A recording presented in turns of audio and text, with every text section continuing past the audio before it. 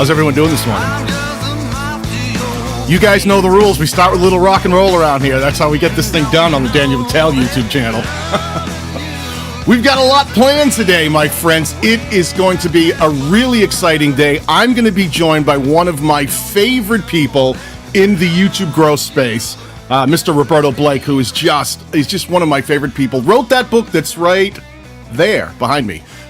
Just knows so much about growing YouTube channels, being a creative entrepreneur, and just really tackling the idea of actually making a living in the space of content creation.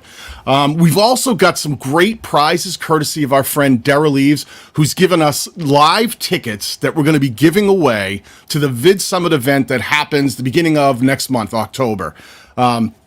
And he's also given us some replay passes for people who might want to watch some of the presentations and get their learn on, but can't actually make it to the event. So this is going to be great. So listen, no further ado, let me introduce my good friend to this chat here, Mr. Roberto Blake. Everyone say hi to Roberto. How you doing, pal? It's good to see you.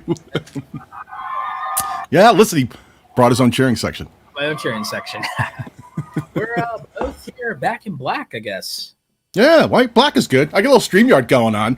StreamYard, both of us are on the StreamYard influencer team, and StreamYard, who will be actually attending the VidSummit event this year in Dallas with us. So they'll be having a booth. They're sponsoring a bunch of the stuff. So I'm sure we'll be in and around the StreamYard with, yeah, there it is. There's Puddles. Puddles, our friend Puddles. So hi to everybody who's made it here in the chat. We'll give people a chance to catch up. I can see the Homekeeping channel. Hi, Sue. Good to see you, my friend. I see iCast Enterprises. Ooh, VidSummit would be awesome. I got to tell you, when it comes to VidSummit, it is the one event every year. Now, Roberto and I go to a lot of events. We end up at VidCon, VidSummit. We've been at Clamor together. We've been, social media marketing world. Roberto does even more than I do. What other ones have you hit this year, Roberto? Oh, Lord. Podfest. Oh, there you go. Yeah. Did you speak at that one? Yes, I did. Do you have a B&H one coming up too, an event coming up in New York? Yes, I do. B&H, the 6th and 7th, Casey Neistat and Jared Poland will also be there, along with the one and only Scott Kelby of Kelby Media, several other great creators, Jenna Izarak. So great host of people, the 6th through 7th at the Javits Center in New York City. Yep. Nice. Well, I got to say, when it comes to these events, now you tell me your thoughts, Roberto. I always feel like of all these events, and they all have value for different reasons in my book, but when it comes to the most bang for your buck, where you can really sit down with other creators, get your learn on, network, meet people in a social setting that isn't so structured like some of the other events. You're sort of wandering past people, or you got to go to that building and this building. When it comes to literally being in a creator environment and getting to sort of rub elbows with other creators, that's not such a fan-based thing. It really is a creator-based thing. VidSummit is my number one pick. It's the one event I refuse to miss every year. What are your thoughts about VidSummit? If you can go to anything, go to VidSummit. There are a lot of great events out there, big and small, but VidSummit really, it does feel like a community creator to creator. Fans are great. We love our fans, but we need to take them out of the equation when it comes to focusing on our own career, our own business, and our own content. We have to take them out of the equation when it comes to those back end things, to strategy, growth, monetization, and we need to just talk to our own people when it comes to that. Because when we have the fans around, we're there to serve the fans. We're there to make sure they have a good time. But that's not study hall, okay? That is the pep rally. That's not study hall. When it comes to study hall and it's time for us to be able to work with our peers, understand what we're doing better, get some constructive criticism and feedback, we got to be with career creators that are working at our own level or slightly above us, slightly below us. We need that. And that's what VidSummit does very well, is it brings creators together, but it does create that partition and separation from the audience that we need, because we need that breathing room so we can focus and get our vision aligned and get some clarity. Turn my mic on here. I totally agree with you about that whole idea of really getting hyper-focused I think one of the mistakes that creators make is sometimes we live in a bubble. We sort of, a lot of us are wherever we're at our homes. A lot of creators are creating from their homes or from offices or whatever their creative space is. And they live out in an area where they may not have a lot of creators immediately close by, where they can sit and in person, sit down, have conversations, have other people that sort of think like you do. I was talking about this the other day. I really feel like when you can find people who share your passion, it just sort of restores your faith in humanity and opens your world up, because it isn't that it's the thing that binds you together. It isn't all that separation that sometimes we have. When you can actually sit with people, have conversations, talk about things, get different perspectives. That's a huge one for me, because there's so many different channels out there. And although YouTube doesn't have specific rules for each channel, it's not like YouTube treats channels differently. It's not going to treat Roberto's channel differently than it's going to treat my channel. Regardless of whether we're in the same niche, different niches, the same rules generally apply. But when it comes to thinking about strategy, there literally is a million different ways to approach YouTube and the way you want to build a content strategy. What are some of the things you've been talking about to creators recently, Roberto, in terms of effective content strategy and what they might want to be looking at in the current season of YouTube, of what might actually help them grow a channel faster when it comes to thinking about content? Well, one of the secrets that isn't talked about, Daniel, is really just looking at things more holistically, and also looking at building the audience avatar and looking at, the audience avatar and the psychology. Because if you're going to try and grow and build, it's just like an actual business. And people do not understand the idea of treating YouTube like a business, because they think of it as a fun hobby that they can make money with, fun side hustle. And for a lot of people, that's all it's ever going to be. But if you treat it like a hobby, you will get hobby results. If you're going to treat it like building a business and a career, the secret, and the only reason this is a secret, quote unquote, because it is out there and it's known, is that this is a secret because it's a mentality. This is the difference between somebody who casually plays basketball versus somebody who knows, hey, because I want to play basketball and maybe I want to take it very seriously, I also need to be in the gym and I need to be working on these exercises and these muscle groups. And so in that regard, it's not that it's this secret in the strictest sense. It's that there's things that are not common practice, and there are best practices that most people ignore because they're treating it like a hobby versus treating it like a career. And part of treating it like a career would be this idea of building an audience avatar and getting very specific and getting clarity about being in the mind of your ideal viewer, of your ideal audience, and knowing, primary example with seasonal content. Some people might be seeing a dip right now. Hey, newsflash, depending on your audience might be going back to school. Newsflash, depending on your audience might have been dragged back into the office and remote work is over for viewership. So maybe your stats are changing. Hey, audience psychology. We're in a post-pandemic world. The bump you were getting 3 years ago, don't expect that for the next 3 years. It will be radically different. This is all psychology. Hey, seasonally. Hey, is there something going on in your niche right now? Primary example, if you're in the entertainment niche, okay, you got to balance the audience psychology of, is my audience for the franchise and the thing I care about, are they invested in the writer strike and the SAG stuff and everything, or do they not care?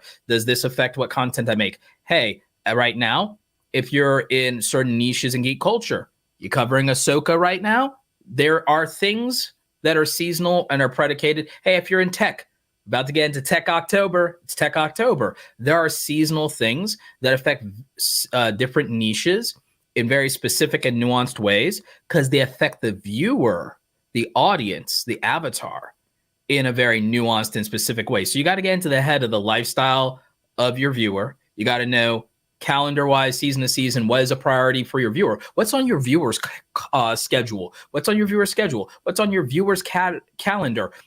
Where is your viewer spending time when they're not spending it with you? You have to understand these things. And that's something that a lot of creators, especially the smaller creators or even experienced creators who are still struggling to grow or have plateaued, they do not study their audience and their psychology. All they do, if they even do that, is study YouTube, and they don't study their audience.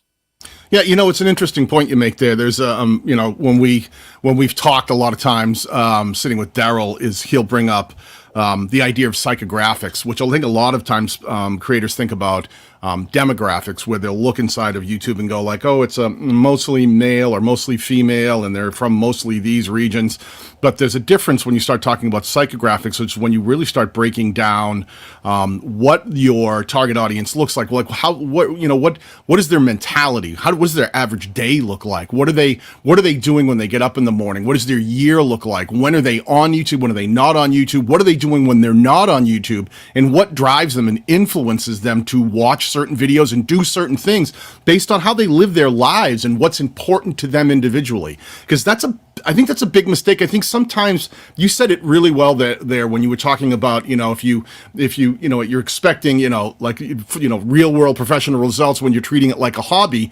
That's true. The idea of when you're trying to get those sort of professional results, when you're trying to get, a working class business results, but you're only treating it like a hobby, just putting up videos and expecting that all channels and all videos are created equal and all views are created equal, because there's an entire sort of an ideology to understanding where people are when they're watching, the type of content they're watching, what they're watching when they're not watching your videos is a huge one. I always say to people, the biggest missing factor when it comes to understanding how to grow a channel is, I think people get the idea of YouTube is looking at, do they click?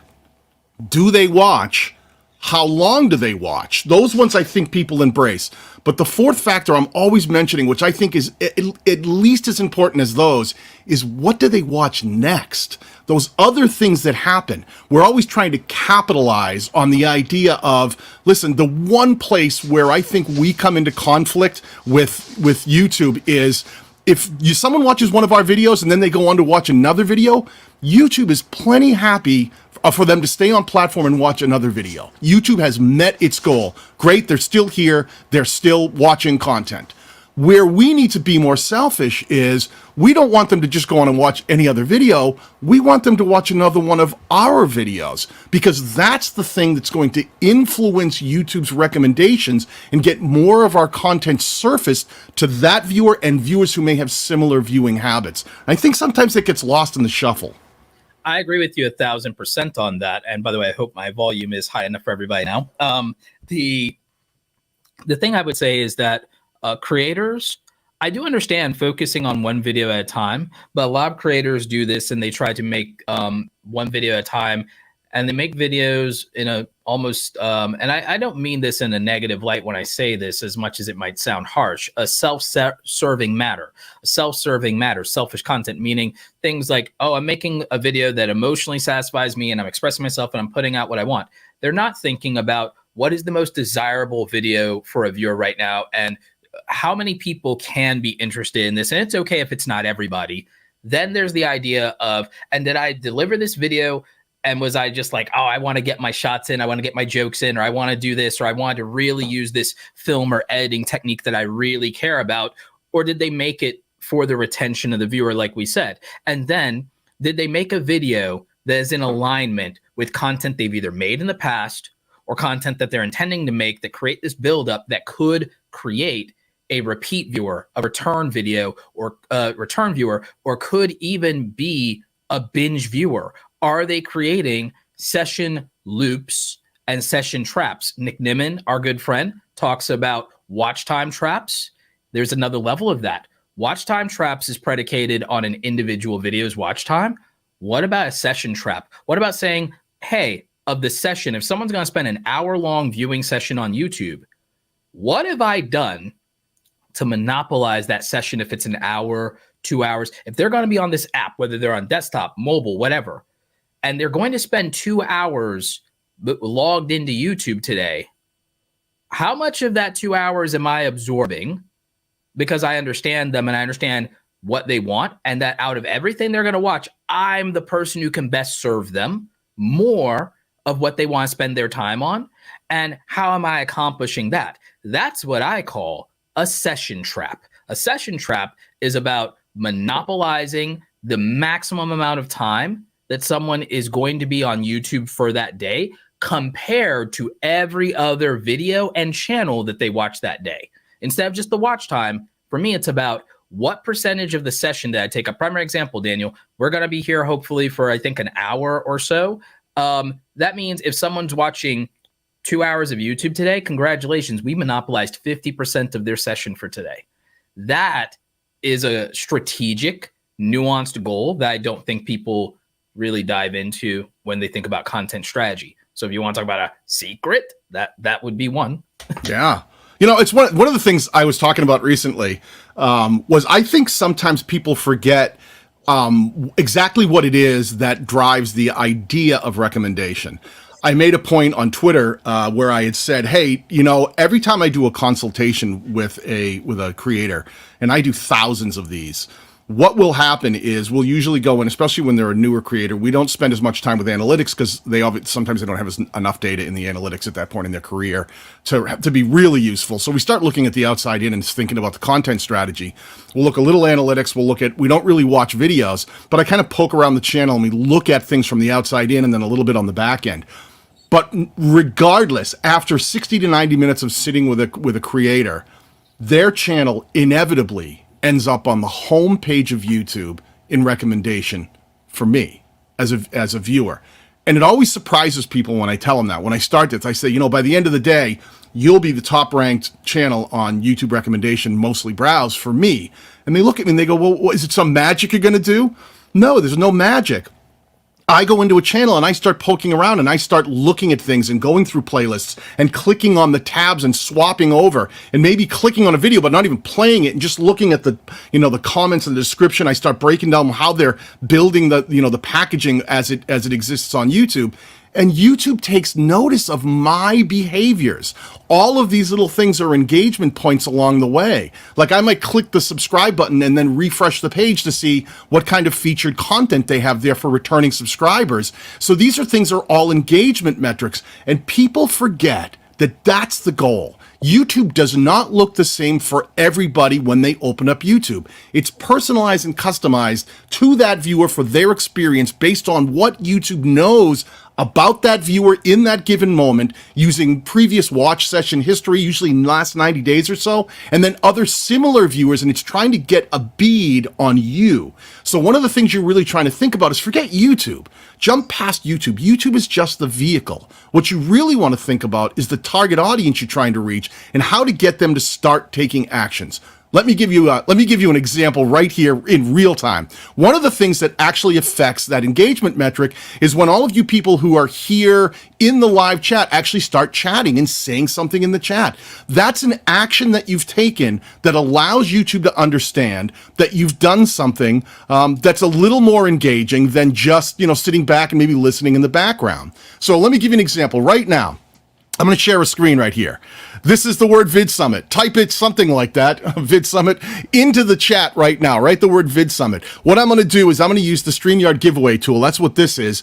And anyone who types that, we're going to be giving away a bunch of stuff today. But the very first thing we're going to give away is a replay package, which means if you can't attend the VidSummit event, they give you full access to all the presentations that you can watch at your leisure, click through in any order, find the ones you want, and actually watch all of the presentations that happened from all of these wonderful, wonderful creators who are going to be on stage. So type VidSummit into the chat, and we're going to pull someone from the chat, and we're going to hand that out to one of you.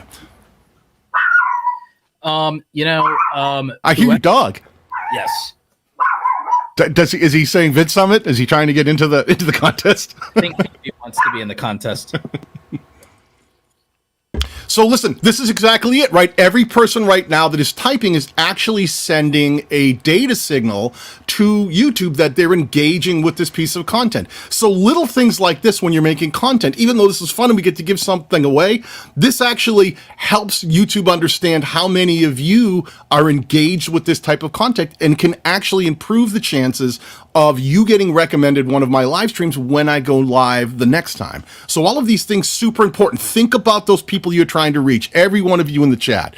We've got about 42 entries right in here right now. I'm gonna give it another second or two, and then you only have to type VidSummit once, by the way. It'll automatically, it doesn't increase your chances if you type it more than once. 44, can we get 45? Do we have one more out there? 44, 45. Do I have a 45? Come on, there we go. Whoever wins these, Daniel, We'll also hook them up with a copy of my book. Oh, sweet. There we go.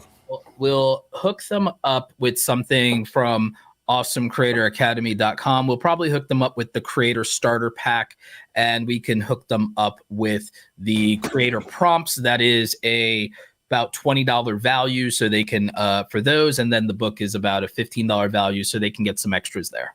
Nice. Look at these packages getting bigger by the moment. Pretty awesome, huh? Okay, so listen, we got 51 in here. I'm going to spin this thing.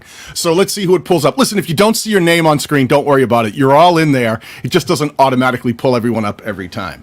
And we have, the winner is the Landlord Advocates. Landlord Advocates. Do me a favor. Megan is here in the chat. What I'm going to want you to do is I'm going to want you to reach out to the email she's putting in chat, which is megan@danielbatal.com. And what she'll do is she'll confirm your identity, and then she'll be able to hook you up with all the information, get you connected with the prizes you've won today. So congratulations to our first winner.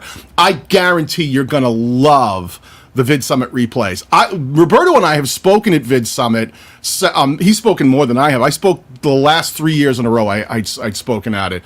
But the replays, because we're there and we're active, there's so much going on. You can't always see all the speakers at once because they're on different stages at the same time. Someone will be on one stage, someone will be on another. So you have to kind of pick and choose who you're going to go, who you're going to watch while they're presenting. If you're going to go see Mr. Beast on stage talking about growing a YouTube channel, or if you're going to go see Todd Beaupre, like the guy who's actually builds the recommendation systems on Discovery from YouTube. So you might have different guys on different stages.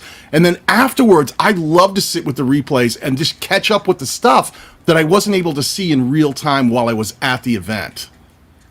I also would tell you that you miss out on the networking as well as the in-person physical interactions. Primary example is everyone who's been to VidSummit for the last 7 years knows that after my talks, that I stand out in the hall right after my talks and I answer every question until either there's a talk too big to ignore for all of us to go to, or until I'm exhausted because I don't have an assistant with me these days to come and drag me off and make sure I eat and drink water. So there's these things that you really miss in passing. The other thing a lot of you will miss is I plan to figure out some version of this. I haven't fully gotten it worked out yet, but I have a version of, we're going to do a in-person micro event at VidSummit around negotiating brand deals role plays, something I do in my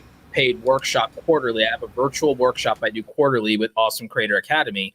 And so quarterly, I do this workshop via Zoom with creators. And one of the things I do at the end is me and my operations manager, Andy, me and her do a role play of pitching brand deals. But I've always wanted to do something in person where creators act as themselves and I act in the role of the agency and the brand, and I help them with the pitching and negotiating brand deals. And so I want to try and do that while we're at VidSummit this year, and we have all these creators.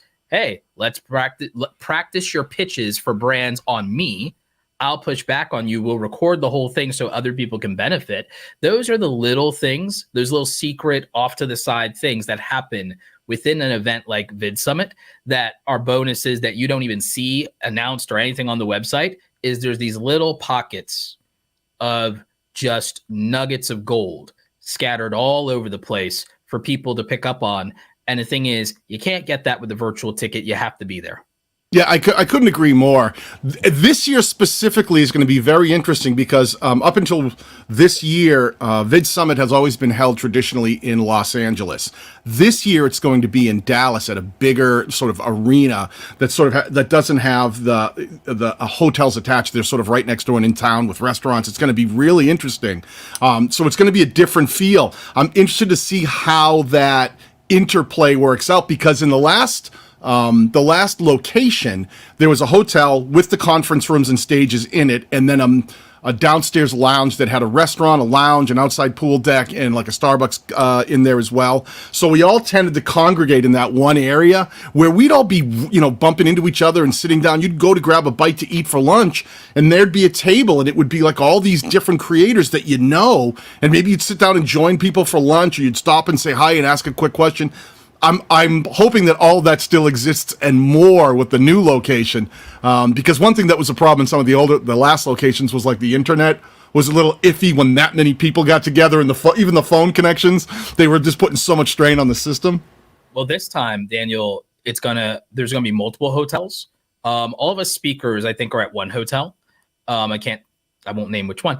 And then I'll tell you later, people. Yeah. So we'll all be over there. We'll be spending most of our time at the event, obviously. But the good news is for certain things we need to do and internet, that will be better. The other thing is there's going to be so many more attendees that we absolutely need some decentralization from the venue, because this venue is huge, by the way. This thing is massive. And so the good news is people are going to be less sardine canned. So that's going to be very helpful to people. I also feel that with us as the speakers being off in the other hotel, that it means that more people will network with each other versus trying to, for lack of a better term, break into cliques. And therefore, I think that it will bring the community itself closer together, because this should really be more about the community versus like making us feel like rock stars, honestly. Yeah, that's one of the things that is kind of interesting. I think sometimes we forget that these events, especially VidSummit, is really all about community, right? Like some of the other events we've been to, the VidCons and things, there's a ton of separation. There would be, I've been to ones where it's like, Logan Paul or Jake Paul comes flying through in the middle, and it's sort of like so many fans and this like streaming people and waves of craziness. It's not so much about that community. It's a lot more about fans getting to connect with the people that they might follow or appreciate on YouTube. Whereas this event really is not a fan-driven thing. It really is built for creators. It really is built for sitting there and networking, and there's not that heavy line of separation where you can be walking down a hall and you can be walking past someone. You're like, oh my gosh, I watch their videos every single day, and you can stop and you can say, hey, I just wanted to say hi, and and all of the creators I've ever run into at VidSummit are open, friendly, wonderful, unless they're running to go take the stage, they're always like ready to sit and have a quick chat or, take a picture or talk to you a little bit about whatever that thing is. It's my place that I always say I go to get my learn on, because I'm able to get all those different perspectives from the creators who are different than I am. Not to brag, it's the place I can go to, and I'm not the smartest person in the room. It's probably one of the only places. You're definitely the smartest person in the room here. You're all set here. Wouldn't know about all that, but there's probably actually one or two people in the audience right now actually that are probably considerably smarter than me. But you get no argument. No one's arguing. I don't see a single argument there. They're all going, well, whatever. You guys should go with whatever you're going to say. We've got one of my actual coaching clients in the audience. We got T's Hot Mess History. Well over 100,000 subscribers on YouTube. I remember coaching her when she was like a baby YouTuber. I think you were at like 30,000 at the time or so. So congratulations on being well over 100K. She's been over 100K for a minute now. And so it's always great to see one of your success stories in the audience and everything like that still getting value. I think a lot of people are under the mistaken assumption, if we want to keep talking about proven strategies to success, do you know why people with millions of subscribers still coach with me and Daniel, even though we don't have our gold play buttons yet? One, because I do want to bring this up, because it's not this audience, obviously, but there's legitimate criticism and pushback sometimes on coaches and strategists and gurus. And I want to make a point that when you are prioritizing serving others, then there are areas of your own life that will, in fact, be lacking. I'll give you a primary example. In YouTube, the most successful creators on this entire platform, do you know what they all tend to have in common? Most of them are under 25. They are not married, and they do not have children. And I want you to marinate on what I just said. Under 25, not married, do not have children, which means they get to be A and S rank players, because they get to be an A tier and S tier because they have a singular focus, themselves and their career, and making that number one. And they have a ruthless like doggedness about it, is tunnel vision. It is like audience first, YouTube first, content first. It is that. And there's not room for much anything else and anyone else in their life. Now you expand that to, if you're a content creator who has a 9-to-5 job, that's not you. And that's where growth becomes a little bit slower. If you have a 9-to-5 job, you have a family, you don't have that same thing, which means you don't have that same growth trajectory in vertical. For those of us who run businesses that serve the creator economy, we don't get to be content first creators. We have to run our business, manage our teams and employees. There are those like Daniel. Daniel has a family. There's like being a parent, being a partner, that comes first for him in life. And then there's, the business aspects. There's all the consulting we do with the companies and the brands to advocate for creators. And then there's individual creators with bigger channels that we make a bigger priority than our own because we put our customers first. We put our clients first in that regard because they're paying to be a priority. And then with what we have left in scraps of energy, we go and we make our content. And so we're prioritizing a lot of things outside of YouTube. The largest content creators are the largest content creators because they don't prioritize things outside of YouTube. And I think that that's a disconnect that the audience has. But here's what the funny thing is. The way we get to do it means we get to learn about so many of you. We get to learn about multiple niches that exist outside of ourselves. We get to get invested in that content. We get to learn very different things about different YouTube channels, different business models. We get to learn about different brands and what different brands look for in sponsorship. So then we get to help you more with that, which means that we have variety, versatility, and we have a broader scope perspective, but we also get some specialization due to our age, experience, and expertise that a creator that might be younger can still benefit from, or even a creator that isn't younger that might be a peer of ours, but they've specialized because they went I'm great at this thing and I stay in my lane. That's where they get a coach or they get a consultant that says, hey, I need the benefit of your broad experience because I've been very narrow and I've been successful in my narrow lane. But now I need more. I need to expand. I need to try different things. Or, hey, what worked, what got me here won't take me to the next level. I need some other expertise.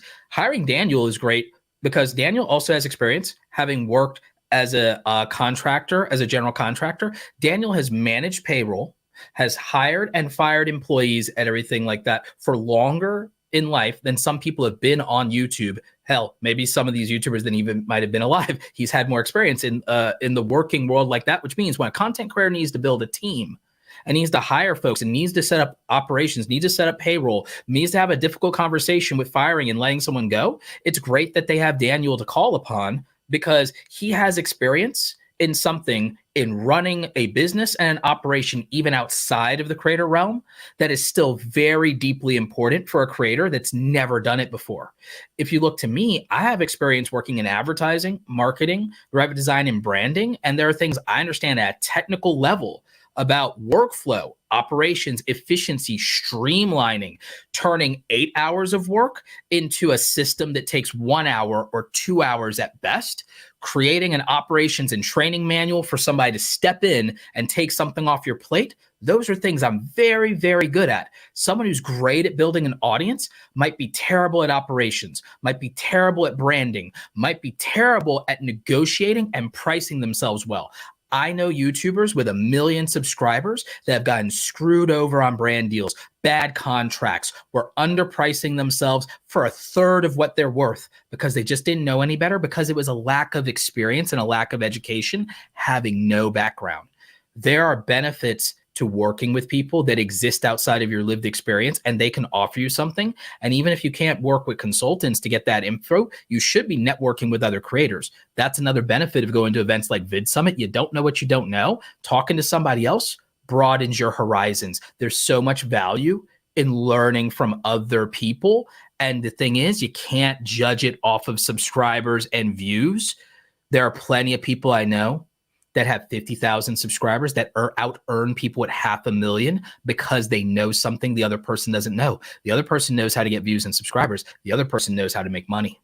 And Yeah, they can you said a lot of interesting things right there. It's so funny, and I appreciate all the kind words you said about me. You give me a lot of credit right there. I do come from some varied backgrounds than some other people. I think one of the things creators do forget is a lot of the success you can have on YouTube does leverage these skill sets that you bring to the game.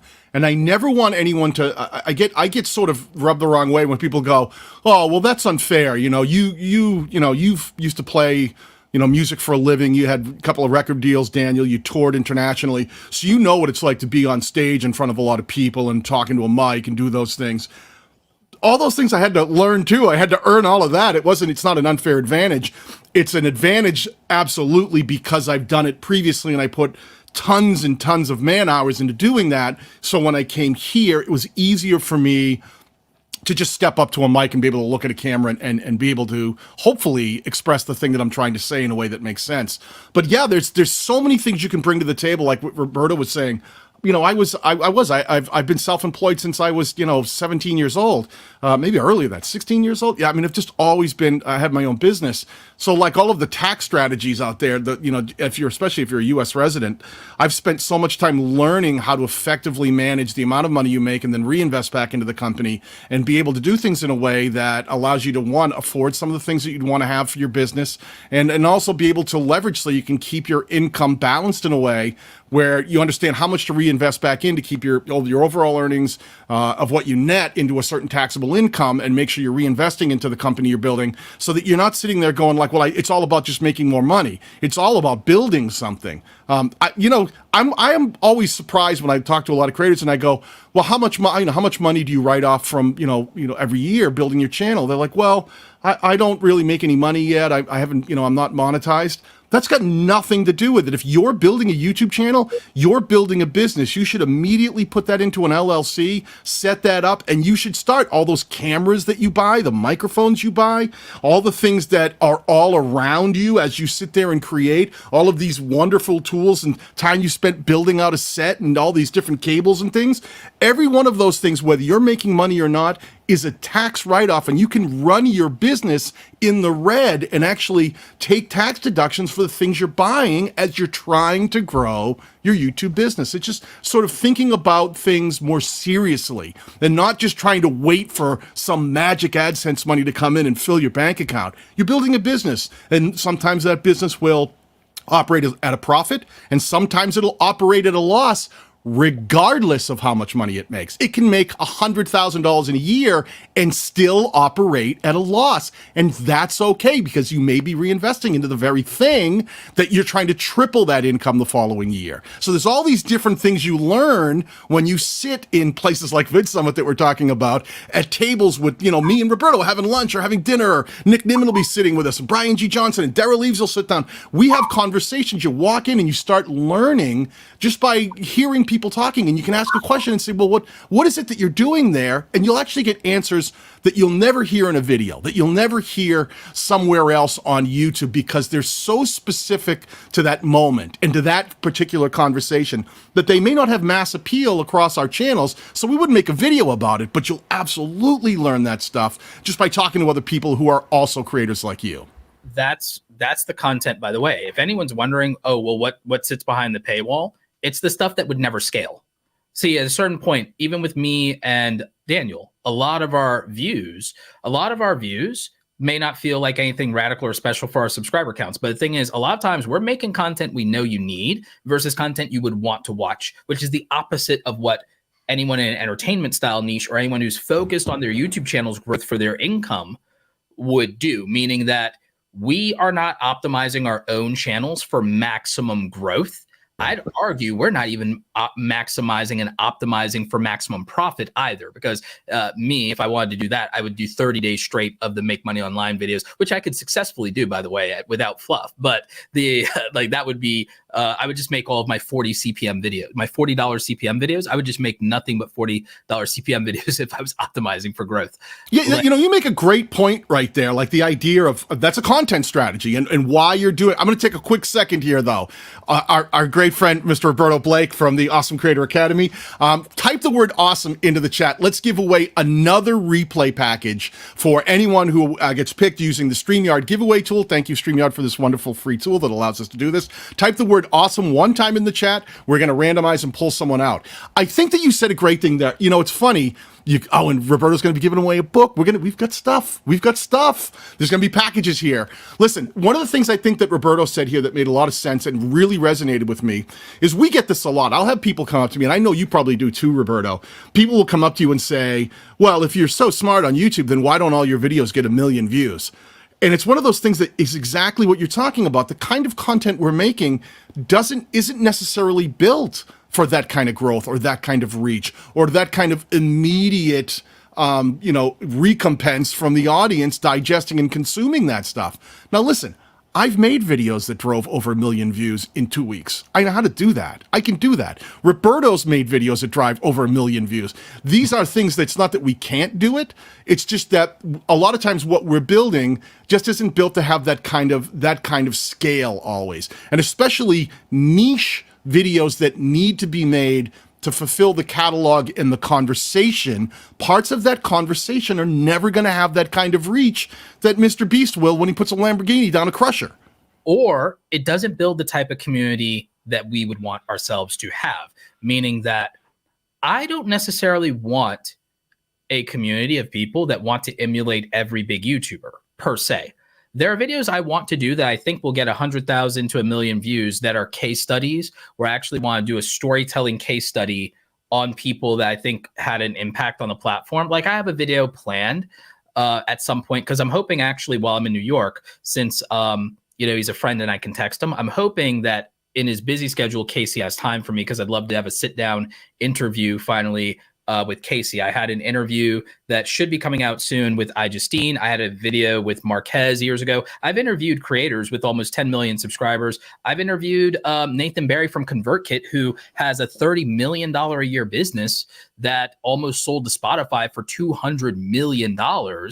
And I've talked to Max the Meat Guy, who's on his way to 10 million. Good friend of ours, came up in the Clubhouse community with us during the pandemic and stuff like that. So I've talked to a lot of these top creators, and I've actually interviewed them on camera. And there are stories that I think the community hasn't heard that I would love to share in terms of looking at perspective of why these creators are successful. But to your point, Daniel, a lot of times when people have those questions about, even with our stuff, I ask them, hey, what has a bigger total addressable market? Content that helps out creators or Star Wars? And everyone goes, well, obviously Star Wars. It's right. And does every Star Wars video that the biggest Star Wars channel, my favorite Star Wars channel, Star Wars Theory, does every video that Theory puts out, does every single one of those videos do 500,000 views, 250,000 views, even though he has millions of subscribers? It's like, well, no. So Star Wars is a 40-year-old franchise beloved by literally hundreds of millions of people around the world, has the biggest channel, has 3 million subscribers, has a massive community around it and everything like that. Total addressable market is literally about 250 million humans. About 250 million humans is total addressable market for that. And not every one of those videos can have it. So then by comparison, what is the total addressable market for people who want to make content and take it seriously and will sit through a 15 or 20 minute video? And then they go, okay, I start to see your point. It's a question that doesn't pass a legitimate litmus test in any meaningful way. It doesn't work when you put it into perspective. I ask another question. Do you think that the goal for me is to be the biggest YouTuber I can be? Do you think the goal for me is to make the most money I can? What do you think my goal is? And a lot of them will default to, well, I think it's for you to make the most money I can. I'm like, so why am I not making the videos that clearly would make me the most money? And with that, a lot of times I just share my analytics and I go, what I know about YouTube is I know how to make videos that have $40 and $50 CPMs. I've already proven I can do that. I know how to make videos that are that will get 80 to 150,000 views on certain topics like affiliate marketing, for example. I know how to do that. But do I sit there and do I milk that content? Well, the answer is no. So what do you think my goal is? Because I've clearly proven it's not optimizing for money. It's not optimizing for views. It's not optimizing even for subscriber growth, because I would go back to making daily videos if I was optimizing for subscriber growth, because I've proven that for my content and model, that 150 videos a year that are targeted will grow me by 10 to 12,000 subscribers a month. I proved that, by the way, 3 years in a row it was 4 years in a row consistently that I proved that. So I have the data to suggest that I know what I'm doing. And everyone does, by the way, because what I'm making this point, I'm using myself as the storytelling example of optimize for the outcome that you want.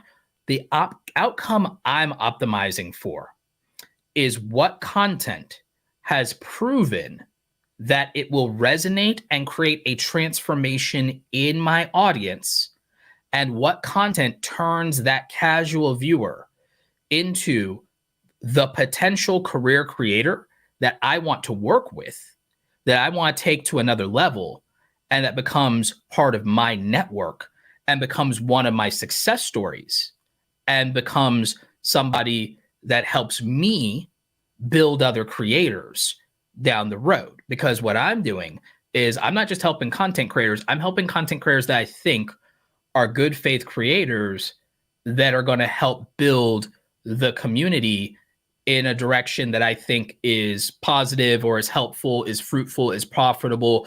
And a lot of times I actually look for channels that not only do I think I can help them grow, but I think the results or the method to grow them can be duplicated in other people, meaning it doesn't rely on a massive outlier advantage. That's a huge, very intentional. That's a huge mouthful you just dropped there. I want to address that. I also want to make sure we have plenty of time to give things away. So please, I'm going to spin this. If you haven't typed awesome into the chat, I'll give you 2 more seconds here. We're going to spin this, and we're giving away another package. We're going to give away VidSummit replay packages, which is Roberto's actually throwing in some stuff. Going to get a free book of his along the way, some other wonderful things. So type this in, let's spin it, and let's see who our next winner is. Well, we should have a timpani roll, right? Here we go.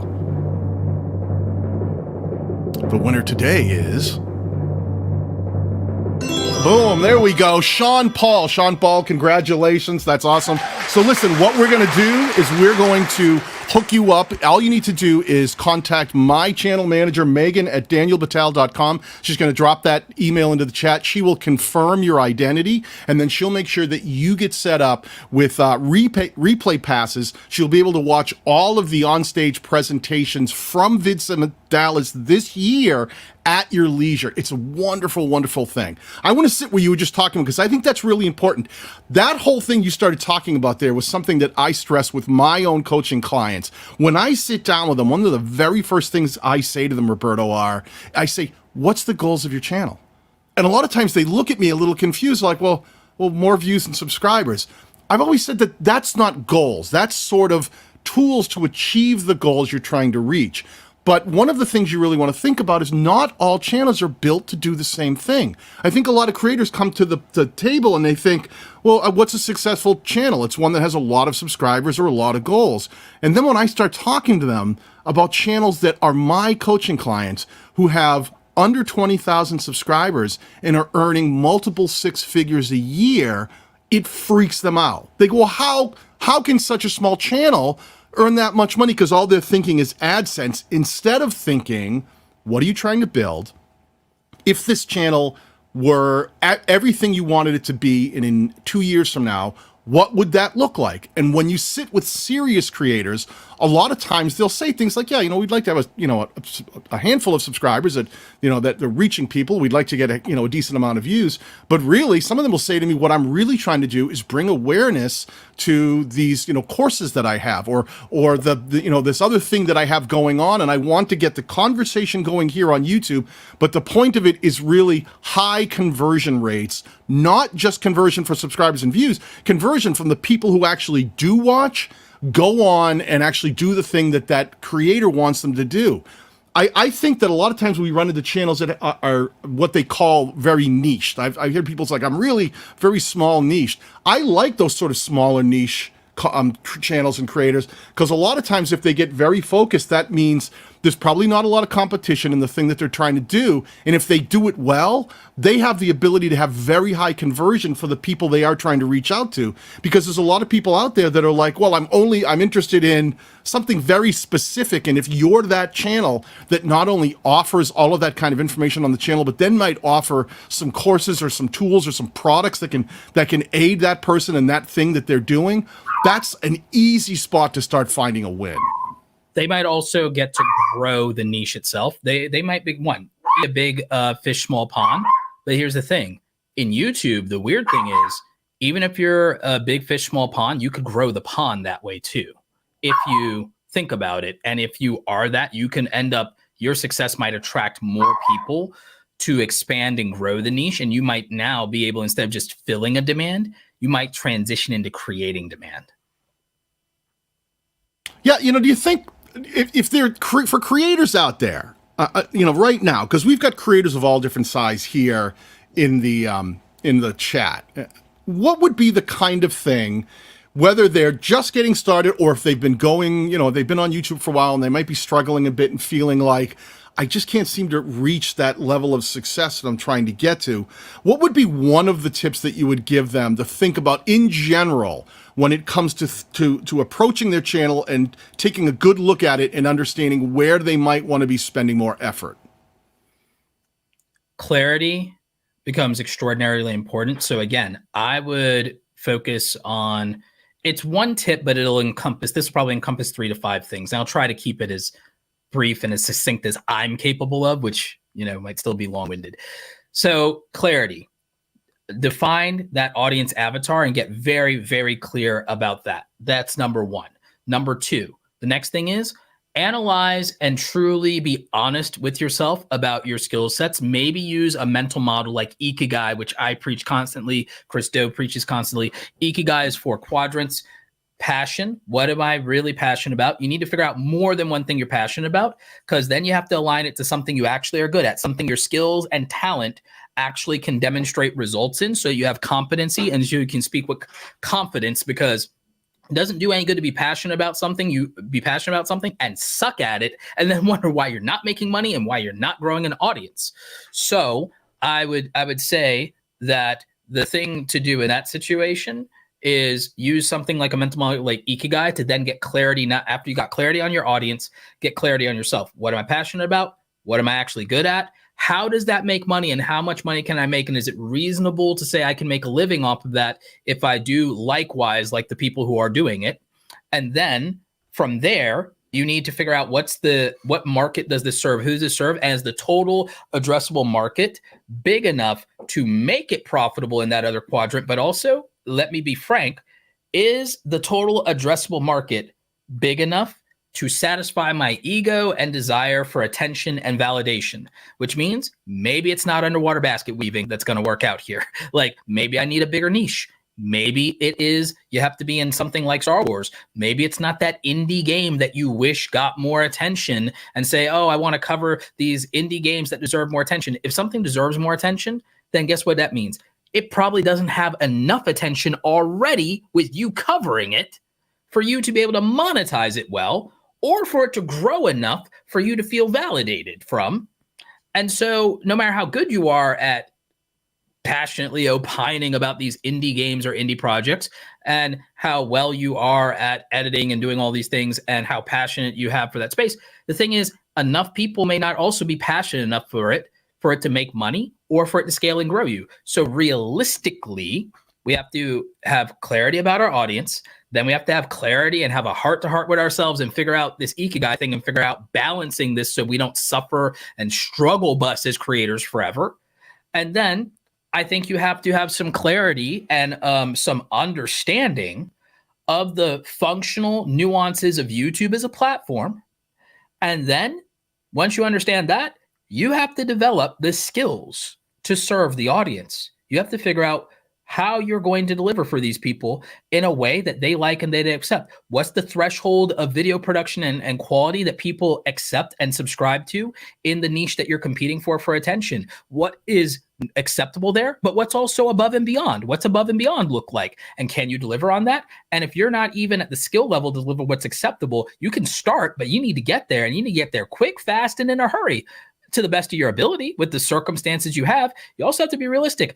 What does it take to compete? And do I have those resources? Do I have that energy? Do I have that time? That's another honest heart to heart. So those are kind of my 5 big things: is realistically that audience clarity, that self-awareness through Ikigai and understanding the platform and being educated about it, watching content like ours, and not just for strategy, but literally just learning fundamentals, learning analytics, learning the policies even. Okay. Then understanding, hey, what does it take to compete here? And do I have that going on for me? And then developing the skills and acquiring the resources to close the gaps. Man, that was huge. That was huge. You know, it's so funny. I think that everything you just said is so powerful and so true. And I've seen that is so widely applicable to every type of content creator out there. I tell people all the time, you know, YouTube, every now and then I'll get someone who reaches out to me and it will say, hey, I'm a World War I, expert where I talk specifically about battle reenactments. And I've been thinking about hiring you to help me with my YouTube channel, but I need to know what it is you know about World War I battle reenactments before I hire you, because this is a very specific niche. And I have to be the jerk who says to him, listen, if growing a YouTube channel about, World War I battle reenactments only required you to be an expert in World War I battle reenactments, you wouldn't be calling me. You wouldn't be reaching out to me. YouTube does not treat, with a few exceptions, doesn't treat channels differently, right? YouTube, the rules are the same, and the way the recommendation system, with the exception of some things like the children's channels, and a lot of times I like to point out if you're an artist channel, if you're a music channel, it can be a little bit different too. But with very few exceptions, if you come to YouTube, you're going to be met with the same rules and regulations, terms of service, community guidelines, and the way the platform physically works that you need to understand first. Don't think that you're different in the sense that, well, because my niche is different, that means YouTube is going to be different for me than it is for everybody else. What you need to do is learn how to leverage the things that YouTube has in place so that you can connect with the very people who would be interested in your conversation. Regardless of what that conversation is, you're trying to connect with the very people that are out there that are interested in that conversation. Then that really comes down to that clarity and understanding of what Roberto just said. The people you're trying to reach, really understanding them, and then how clear you are and focused and dedicated to making content that week after week you're using your analytics, you're using the very tools YouTube gives you to understand if the things you're doing are actually connecting, are actually working, are actually making headway for you, and where you need to adjust, if you need to adjust, and if you maybe just haven't given enough time for things to connect, or if you're overlooking things and repeating things that aren't working instead of tweaking them and finding things that are, just by subtle adjustments. I got to say a quick thank you to my good pal, Andrew Can. So many great, thanks for the $4.99 super chat, pal. So many creators give their secrets away for free. Speaking here is a bit of a bit of all for the free knowledge. Yeah, it is totally free knowledge here. I also want to say, Tish, thank you for being a member. I always love having you with us. One key thing I focused on when developing my avatar was the other videos viewers watch, so I could see not only content but editing style too, right? That's a big thing too. I think YouTube is giving us a lot of tools in studio now. They've been getting much better at showing us more things to help us understand not only who we're trying to reach, but who's been reacting to our content. We have data that now shows us things like, like if we have returning viewers or unique viewers or new viewers, we can see those separate graphs. We can see things in our analytics that also show us average view per viewer, so we can see how long we're holding on to these people in any given watch session on our channel. Like, how often are these people watching content? And are they watching one of our videos, two of our videos, 2.5 videos? Are they rewatching the videos? We can go into the video itself, scroll through a successful video, and we can actually see graphs where those viewers have rewatched sections of our videos to find out what things they seem to be think are important from the content we create. I used to say this all the time. I was a professional musician. A lot of people know that. And we used to make albums, and we just have to put it out there and hope, that it got through the layer of the record label and actually got put into record stores. Record stores were a thing when I was younger. And actually got played on radio stations. And it was constant effort, not only making the content, but then making sure it got put in front of the very people we were trying to reach. YouTube takes that barrier down. You make solid content, YouTube will slowly put that out in front of what it thinks is the target audience. There's no middleman in there who's trying to screw you, who's got some financial gain where they're more invested in another channel than they are, or another band than they are your band, or new management comes in and all the bands that were currently the record label's favorite no longer get any love. YouTube really tries to focus on the viewer. And if you're satisfying and bringing value to the very viewers you're trying to reach, guaranteed YouTube will continue to recommend and improve recommendations on your content as you improve your ability to connect with those very people. Thoughts? Can I say something about that's somewhat cynical? Absolutely. Cynicism is welcome here. Yes. YouTube is not for artists. Artists can benefit from using YouTube, but YouTube's interest is not aligned to art and artist. There are outliers like a Peter McKinnon. There are outliers like a Peter McKinnon, outliers like a Casey Neistat, outliers like my friend Josiah Brooks. But YouTube's core predisposition as a platform, a technology, and a business model is not aligned philosophically with artists. And this as a musician, because technology platforms inherently are not aligned with the interest, philosophy, ethics, and ethos of artists, whether that's artists, painters, so on and so forth, filmmakers, musicians, so on and so forth. And they never have been, and they probably never will be, because it doesn't fit the commercial enterprise that justifies the platform's existence. And you have to understand that, because that's why I say platforms aren't creator first, and that creator first platforms don't succeed. Creator first companies and appliances succeed, but not centralized platforms that creators participate on. They are aligned to the audience participation and to the advertiser funding. That is what they're aligned to, because those are the commercial interest, and they're commercial entities that are shareholders, chairman of the board. It is what it is. Publicly traded companies, beholden to media perception even. It is what it is. That's where you have things like the adpocalypse, which is why it becomes important for artists and creative types in the new world, in the 21st century, to embrace, a diversified business model versus a centralized business model. Have multiple income streams. 2, make sure that you have income streams that are not just active income that burn out your mental health by having you hustle on a treadmill. Have some income streams that are also passive and residual in nature as well. Have monthly recurring revenue systems.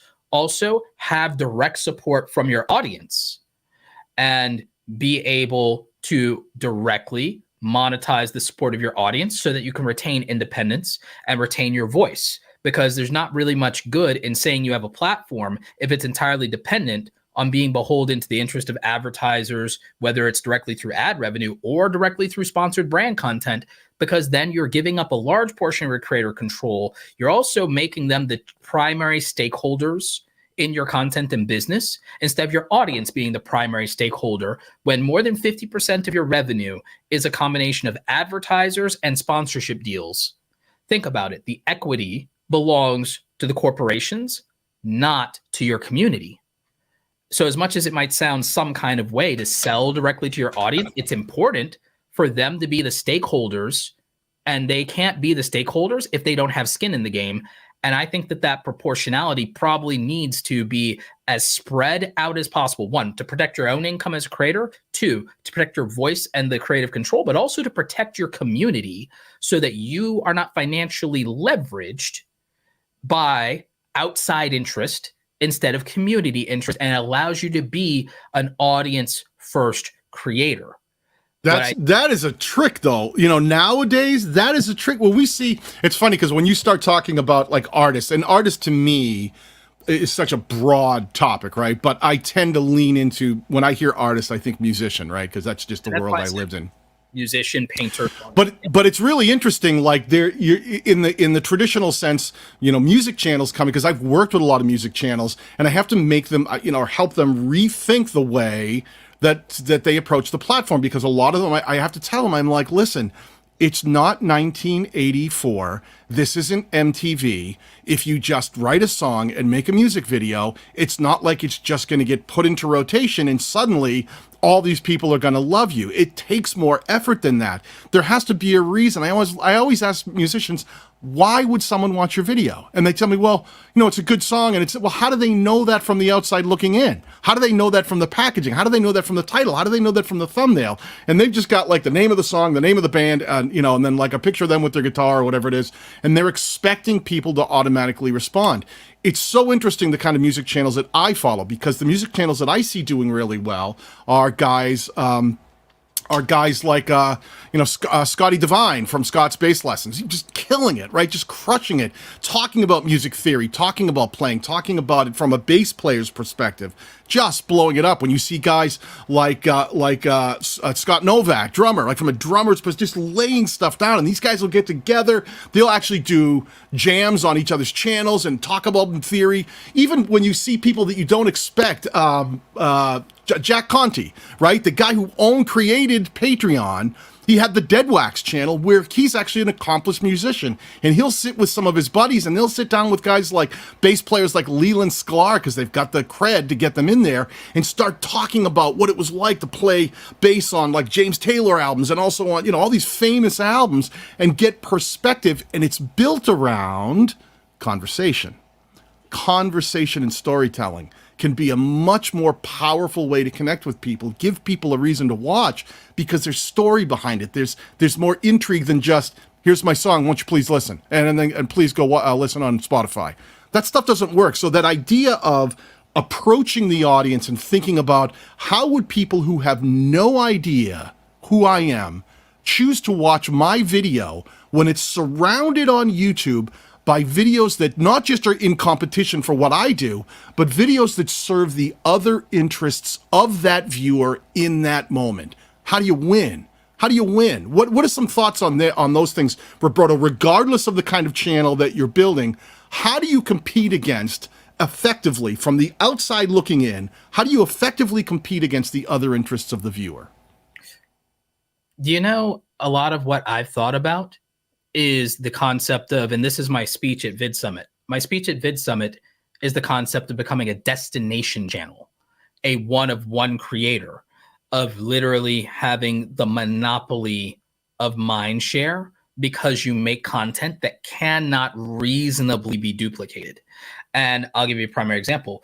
A Piece of Leather is a leatherworking channel and says that my talk just now discouraged them when it comes to YouTube.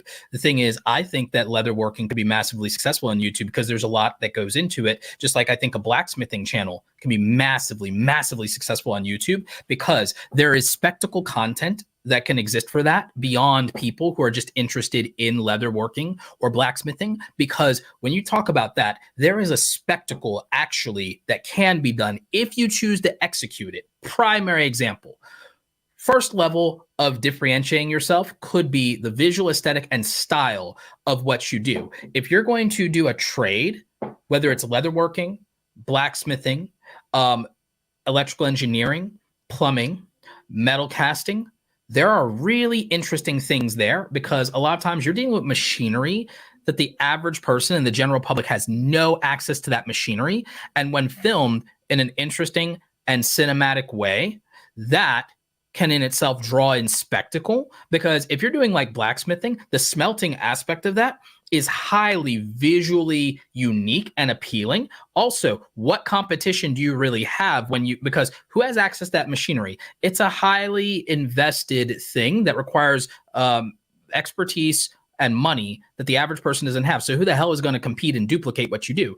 Then who is going to do that, be a tradesperson in the craft, and then also learn cinematography, mount stuff on a slider, do slow-mo, do time lapses with it, do top down or multiple angles? Who's going to do all of that? So it's now an extra level of the amount of effort. YouTube is not saturated. There's no single niche in YouTube that's saturated. Do you know what every niche in YouTube is saturated with? You know what the whole platform is saturated with?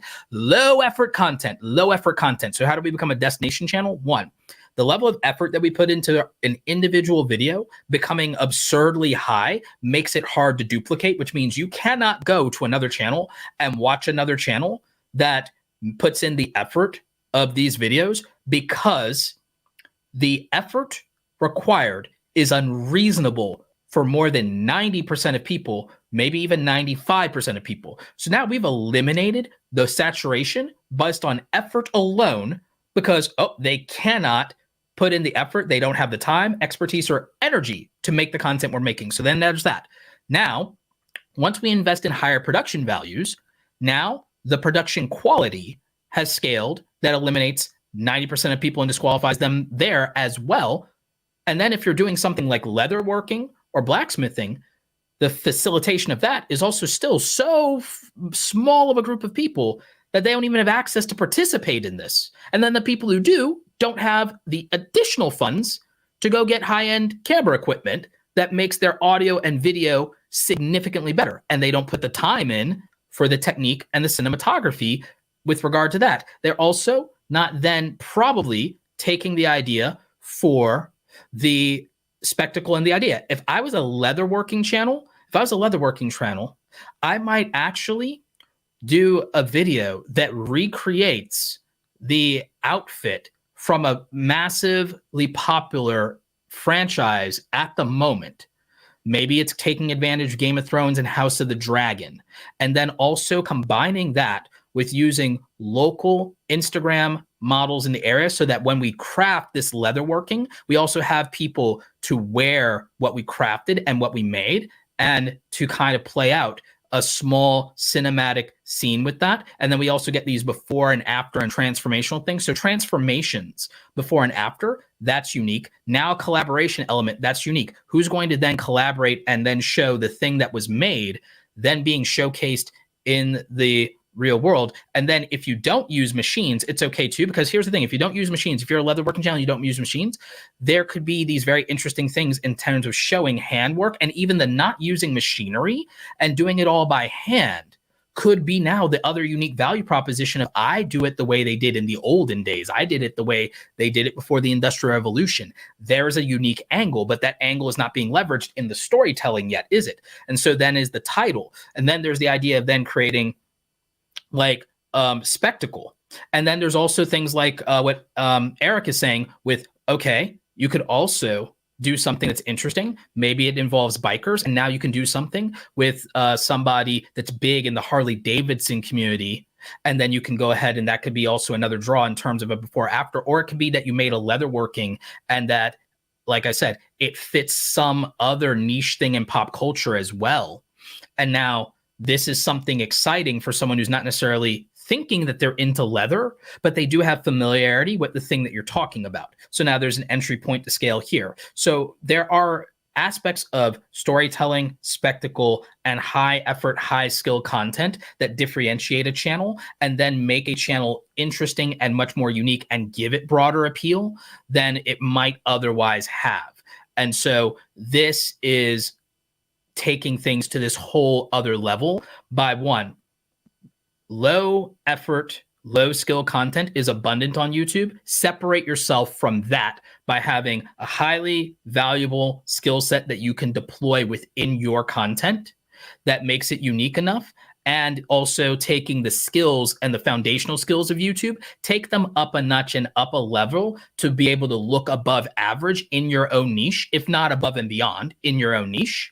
Then you pour more energy into storytelling and into audience understanding and saying, if I want more broad market appeal, what's the broad market application of my niche? What's the broad market application of my niche? How does it tie into what is relevant to a normal person today that makes a normal person care about what I do and not just the specialized community care about what I do? So that's an expansion strategy. That is what it means to be a conqueror.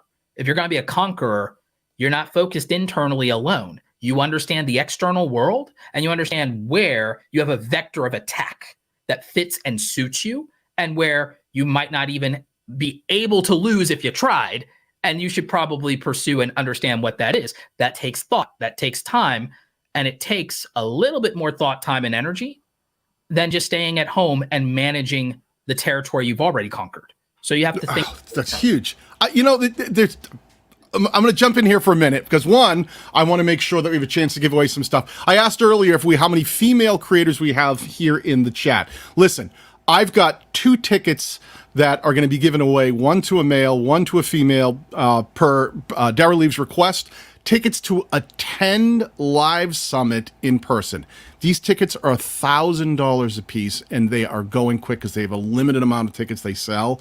But I've got one. You have to be a female and one for male. Let's do the female creator first. And the way we're going to start that is, I'm going to put this up on screen. If you're a female creator and you can attend in person. Now, this just covers the ticket. You'd still have to get yourself there and get yourself a hotel, but this covers the access to get you into everything that's going on. This is your ticket. This is your pass into VidSummit. $1,000 ticket. If you're a female creator, write the word female creator in the chat. If you're not, we're going to be doing a male one later because we know sometimes the balance on my channel is a little male heavy, even though we try to cater to everyone. But start typing that in. If you're a female creator and you can attend, let's put that in there. And I'm going to add another thing on top of this.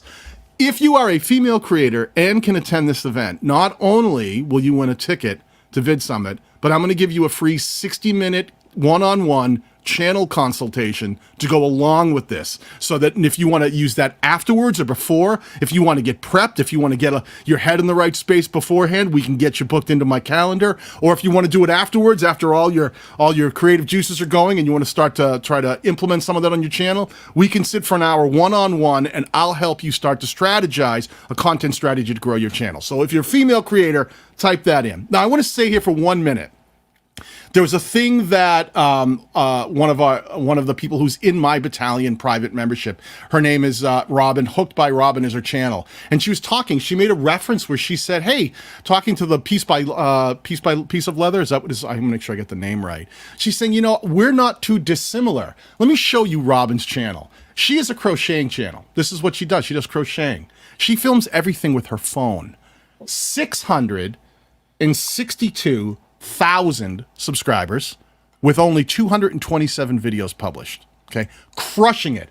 You go to her channel, look at what she's got going on, even in her channel avatar. What Roberto was saying is trying to leverage things beyond just, here I am teaching you how to make things out of leather. When you leverage things that people would be interested in. Remember how Roberto said, what if you were making, like, recreating some portion of a costume or an outfit from like a very popular television show? Here's Robin, and she's got a Minecraft character. Is that a creeper? I'm out of my skill set.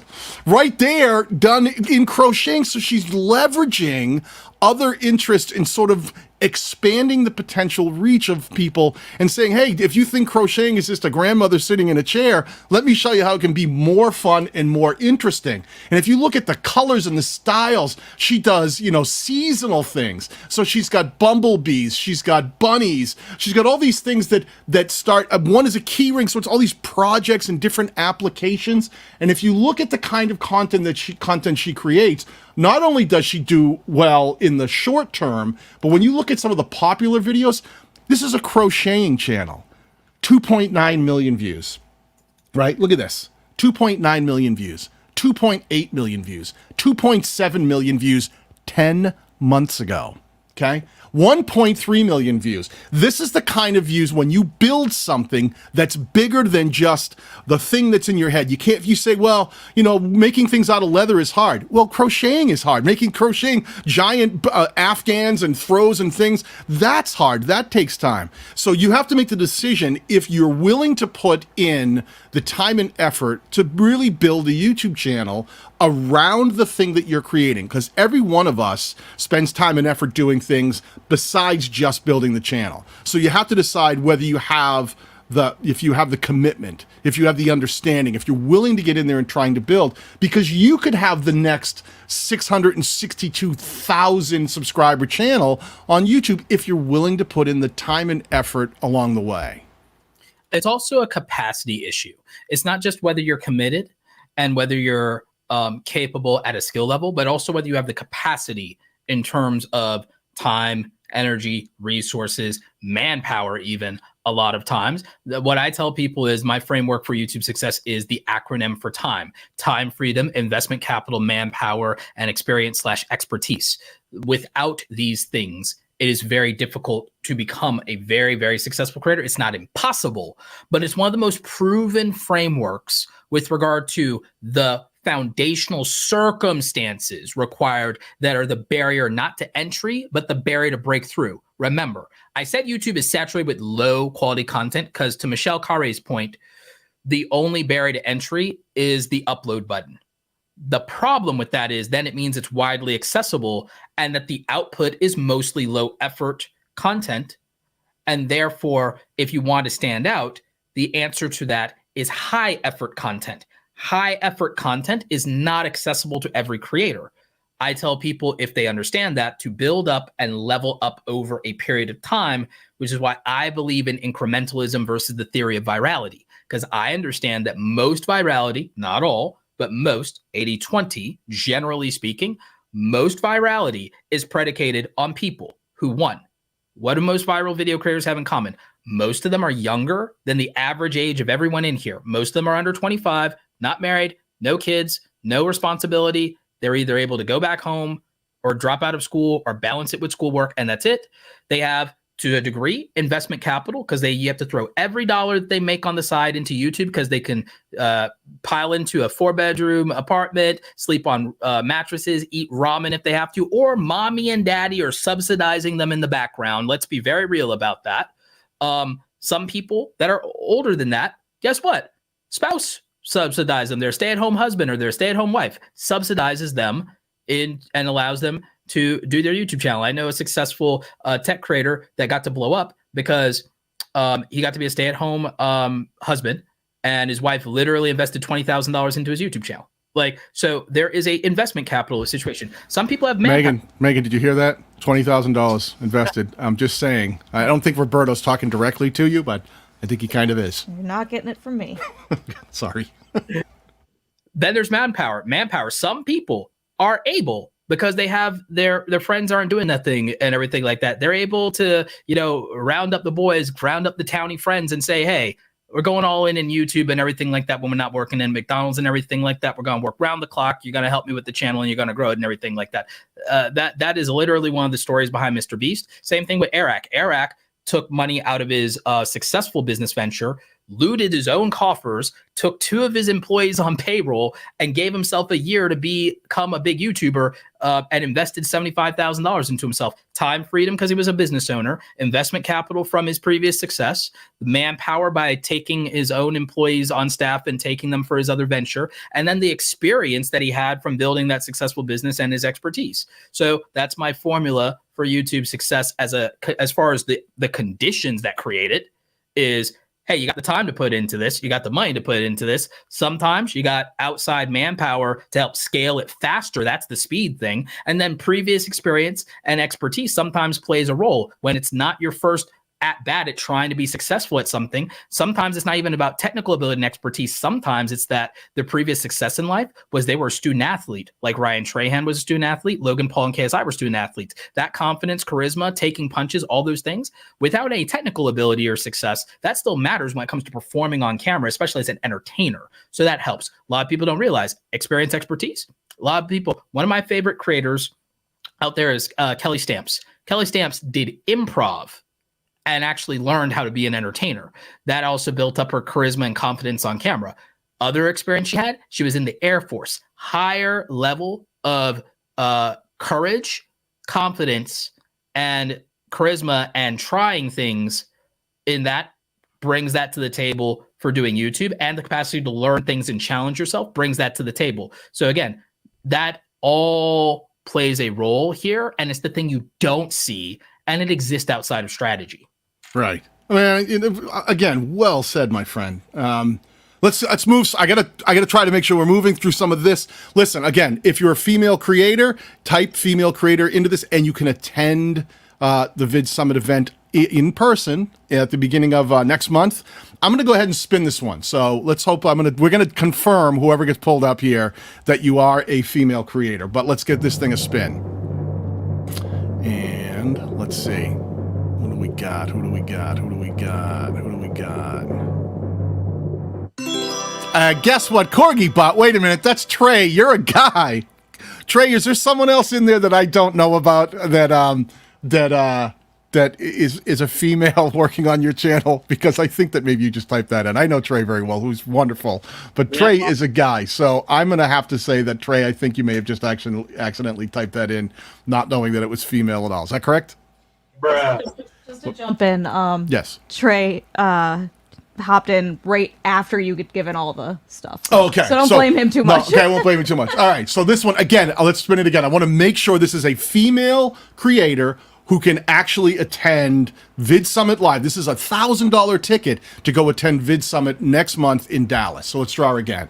Let's get this thing going here. I'm going to look for women or female or something that expresses... Why am I in there? I'm the winner this time! Oh, this is because I wrote the word female creator in the chat. Let's try that again. I do kind of look like a woman. I've got the hair for it. We'll get this yet. I can see.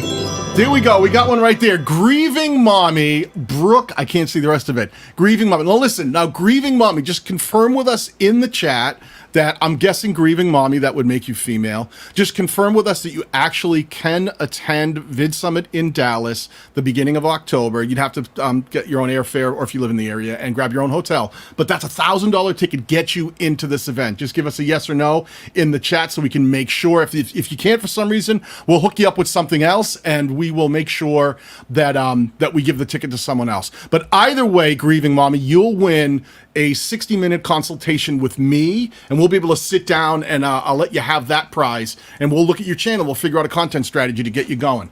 Roberto, I want to talk to you. There was one question that came up really quickly. I pulled up a couple times. Someone had asked about using copyright music in their content. That's one of the things that people run into a lot. He said basically, well, I see other people using copyright content. How come they don't get claims? Listen, you don't know what you don't know. You can license music from a lot of the companies out there, different platforms. If you're using copyright music that's provided by YouTube for shorts, because they do have now some copyright content music that you can buy, that you can actually use, that's integrated into the short strategy.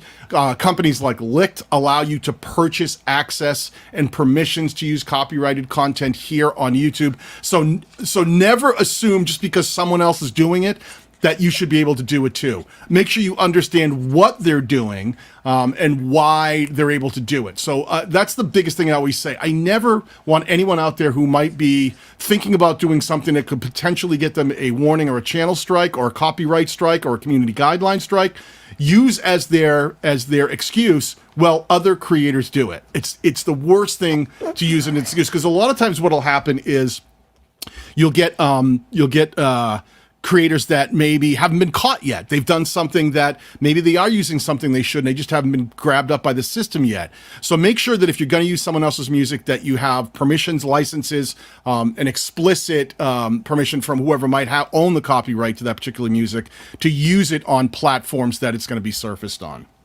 Yeah. So setting false claims where you didn't even use copyright material aside, setting that aside, this is a self-inflicted wound, because there is absolutely zero value 99% of the time to using copyrighted music. There's zero value. Why do you need it? No one knows that when you click on a video's title and thumbnail that that music is going to be in there. It's not really worth it, and it's completely worthless to most people's videos. If your storytelling is so dependent on you using that 3 or 5 seconds of music, then invest in it or tell a better story that doesn't rely on that. Because if you're going to do it and it's so dependent, it's like, oh, this is the thing where people get too artsy fartsy is, oh, I really want it. Did the viewer really need that? And did they really care? If not, cut it out. Kill your darlings, for Christ's sakes. Kill your darlings.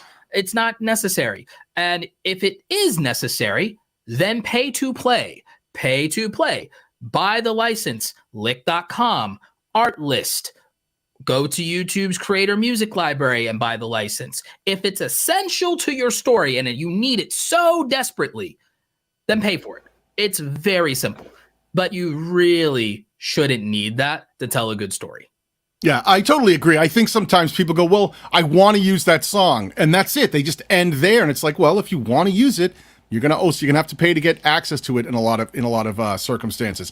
All right, listen, we're gonna give away another replay only pass for anyone who can't attend VidSummit in person. Type the words just as you see it here on screen. Not a rock star. It's been haunting me for a few years now. Not a rock star. Type that into the chat, and anyone can win this one. This is a great one where you'll be able to watch all of the presentations at VidSummit at your leisure afterwards in the replay, which is fantastic because a lot of times we don't have time to listen to all this stuff.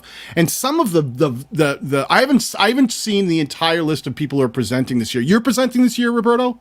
Yeah, I'm going as a guest this year.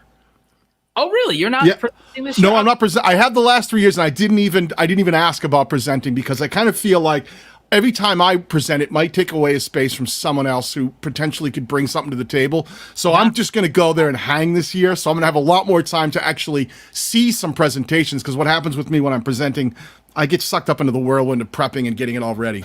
Daniel, never do that again. Never do that again. You're speaking at every VidSummit from now into perpetuity and everything like that. If I have to drag you by your hair onto the stage, if I have to dog walk you onto the stage and presenting at every VidSummit, you're not taking a spot for anyone. Majority of the people who could speak or should speak at VidSummit, they have other commitments and so they can't do it. Yeah. There are plenty of people that are reached out to that say, no, you're not taking anyone's spot. There's plenty of people that are reached out to that say no because they have other commitments or they can't travel or they don't want to travel or there are places that it doesn't make sense for them to travel to, especially any of our friends internationally. You're not taking up spots and spaces that other people need to claim. And then frankly, there's a limit to how many people are qualified to be on that stage, not because they don't know what they're talking about or the information, but also in terms of being able to present.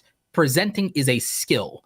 Not every big YouTuber has that skill to present, and not everyone with millions of subscribers or less even is capable of teaching, even if they know. Just because you know doesn't mean you can teach.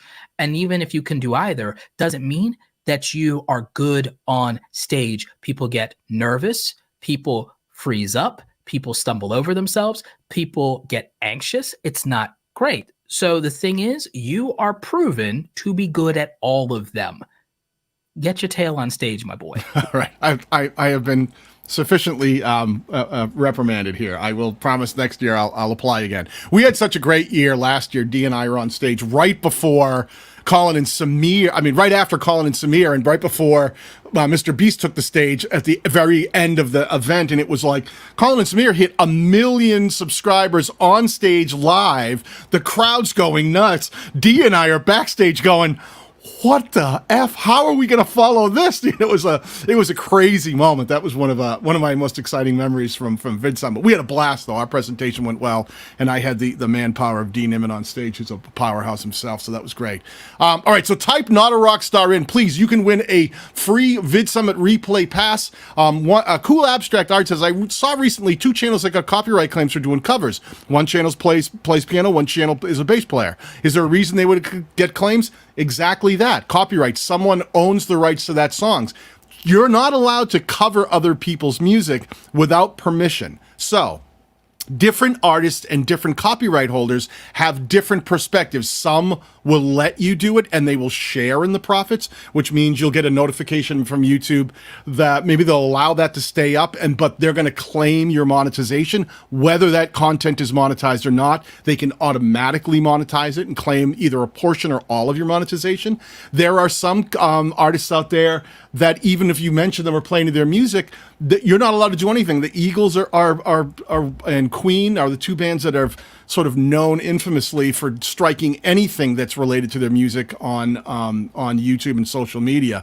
You have to have permissions. There are ways you can go through websites and you can pay for a licensing to do a cover song. It's very easy. If you go on Google search, do a Google search and just say, I want to license this song so I can do a cover of it, you can do that. So it just depends on who owns the rights and what their particular policies are. There are some artists that will absolutely let you cover their song and you'll never get a claim at all from their publishing company, from them, or the record label. But it comes by, it's song specific and artist specific. So don't just assume I'm not using the song, I'm just covering it, that's going to give you permission to use it. It isn't. People own different versions of the music. The mechanical, who played on that version of the song, that's the actual performance. But other people own the intellectual property. They wrote the song, they wrote the melody, they wrote the words. So that means they own the intellectual property that is that song. And you covering it is technically an infringement on that. So just be careful with that.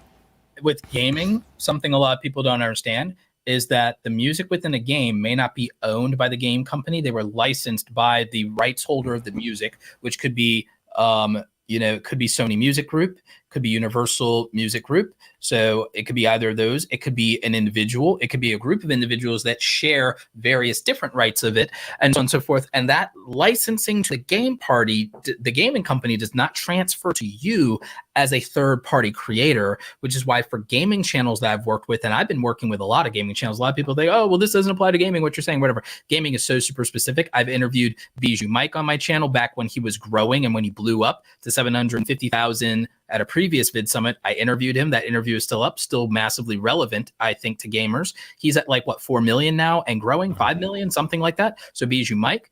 I've talked with gamers I coached for certain things in his content. A-Drive, million subscribers. Wolfie, million subscribers, both in the Pokemon community. I've worked with a ton of creators that do mobile gaming. Supercell, I actually coach and consult for their cohorts. I've literally coached 20-something gamers under them in just the last year. I'll tell you, is a lot of stuff about gaming, and one of those things is the licensing for the music does not transfer to the creator if the gaming company didn't produce the music in-house for their games and doesn't own everything. I tell people, if you're going to do the gameplays, to go in and mute the music. You can keep the sound effects and then go in and put some royalty-free, copyright-free licensed music in the background that feels similar to the game, because then that is going to protect you from the copyright on the game side. In particular, you really want to, if you can do the research, look into some of the background music, because some of it is popular music that games licensed and everything like that. And Sony and Universal are ruthless. They will claim, they will strike. It'll be over. It'll be done. Yeah, and that's one thing. A lot of these companies that have indicators already inside of the YouTube system, you'll see that stuff will get strikes rapidly because YouTube already understands the licensing policy on it. Things like WWE, NFL, anything that's very brand specific that they've already established the priority. Those creators can go in and say, not only take that down, any future infractions that are similar using this thing, I want them immediately flagged and taken down. So there's internal workings that happened with channels that we have the ability to do, that you want to make sure that, don't just because you see someone else do it, think you can do it. So be really careful with that. Let's spin this thing and let's give away a replay pass to VidSummit here, shall we?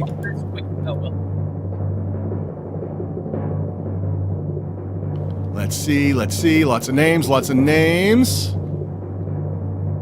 There we go. Think with Bookmap. This is what we're going to do. Now, Roberto also said that he's going to give away some other stuff, including his book, which I've got right on my back shelf. Make sure that you reach out to Megan at my channel manager, Megan@DanielBatal.com. She'll drop the email in the chat, and she will confirm your identity and get you hooked up with all the things that are coming your way, because there's a bunch of stuff that Roberto's including too. So congratulations. Roberto, you want to go ahead? That's number 3, Megan. Is that the third one? Why don't we go ahead and respin this. If you haven't typed the word "not a rock star," one word, no spaces, "not a rock star," into the chat. Do it now. We'll spin again right now and do another one. Make it nice and easy for people to have a chance to win. What do you say?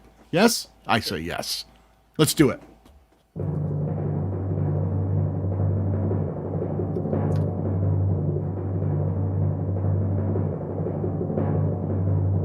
And who the winner is there we go. Sue, the homekeeping channel. That's fantastic. Yay, Sue. We love Sue. Sue's in the battalion group. So listen, Sue, this is what we want you to do. Just reach out to Megan@danielbatal.com. I know who you are. I'll spot you from a mile away. And you've won not only Roberto's book, but a ticket to all the replay sessions from VidSummit Dallas this year. That's going to be taking place next month. Typically, those replays are up within the next 3 or 4 weeks. Daryl gets those all up there so everyone can actually go in there and take advantage of watching the sessions. So congratulations. So we've got a couple more prizes coming down the pipe. We're not done yet, so stay tuned. I want to start. I'm going to do one more thing here, Roberto. Why don't we do... I'm going to do one other thing. And I don't want this to sound sexist, because it's not. I promised Daryl that I would give one ticket live to the event to a female creator, which we've already awarded that one out. And I promised that we would give one to a male creator. So if you are a male creator, I want you to type the word male creator into the chat right now. And you have to be able to attend VidSummit live and in person. This is a $1,000 ticket. It gives you all access, but you're going to have to make sure that you can get yourself there to Dallas and that you can grab yourself a hotel. If you meet that criteria, go ahead and type male creator into this chat. Now, I will also add to that a free 60-minute consultation with me where I will sit down with you one-on-one and we'll go through your channel either prior to the event or after the event based on what works for you in the schedule. And we'll get you hooked up with some real tools to get your channel moving in the right direction and develop a content strategy that can actually get your channel doing the things you want it to do. How does that sound, huh? Not too bad.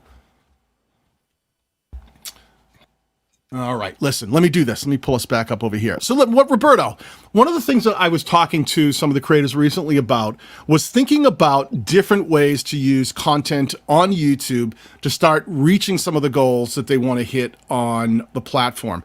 And I've noticed that you and I have had slightly different takes on some of the content, because nowadays it used to be, we used to think of videos, VOD, videos on demand. But now there's such a world where we've seen during the pandemic, live streaming really took off.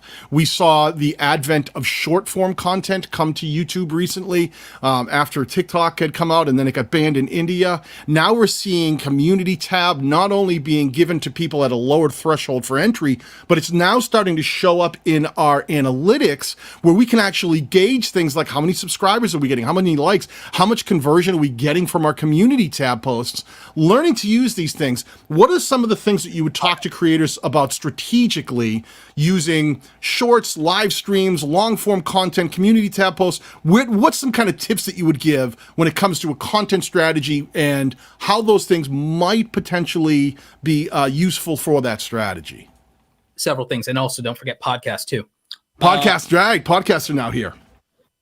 There's so much to unpack here. Being a holistic content creator is very difficult, but you also remember what I said about your audience avatar. You have to understand that this also now applies to the content formats. But again, not just the audience avatar, your capacity to make content. So when you think about being a multi-format creator, I hate to say it, for a lot of people, being a multi-format creator is going to be much more of a situation if they are a full-time or near full-time creator, because it is a lot to be able to make content at all. But now you have to research and strategize and learn the nuance of shorts, live stream, podcast, community tab, your video editing stuff, and your style there. You also have to have strategies and be able to make different pillars of content, what Daryl calls content buckets. I call them content pillars. Same thing, basically. That is, all right, so wait. I have to learn YouTube strategy. I have to learn video production, audio, lighting, editing, live streaming and broadcasting. I have to learn to be charismatic and entertaining on camera. I have to be educated about what I'm talking about. I have to be confident. I have to be able to manage my set design. I have to be able to, do my branding, cater my appearance. This is ridiculous at this point. It's overwhelming. Any one of these things should be a $60,000 a year, $80,000 a year job. So it's, I have to write scripts. I have to be a copywriter. I have to be an editor. And then I have to do the whole business back end. My God, what happened to just making content? What happened to just making goofy videos on the internet, right? So like, it's a real thing. So the thing to unpack here is do not get overwhelmed and feel like just because YouTube advocates for this and strategists advocate this, don't feel you have to be a multi-format creator, at least not at the beginning. At the beginning, you can pick an area of focus. A lot of new creators, because of the lower barrier to entry and accessibility to content to be able to make it on their phone, a lot of people will start with shorts and they'll use that and they'll meet the subscriber threshold, but not the watch time threshold. Next pivot is, I think if you're a shorts creator, let's say you start there, if you're a shorts creator, I think that it's not actually that bad to pivot to doing the two extremes. I'll do shorts because maybe that's my entry level into the amount of editing I can handle, editing 30 to 60 seconds at a time to learn it and to get good. And maybe my shorts don't over rely on editing. And then I can build up some reach and I can see some traction. I can feel motivated to get results. I can get to 1,000 subscribers with shorts. Now that I have an audience and I have 1,000 subscribers or 500 subscribers, maybe I pivot into streaming, because then with streaming, I don't even have to edit.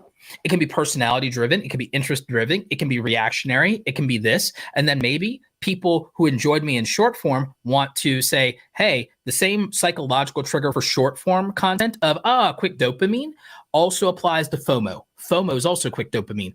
FOMO exists in live streaming. There's quick dopamine and, I can participate in the chat. They're gamifying the chat. The creator I watch is live now. I see the shorts thing, but I also see the ring tab that says they're live. Let me go enjoy them live.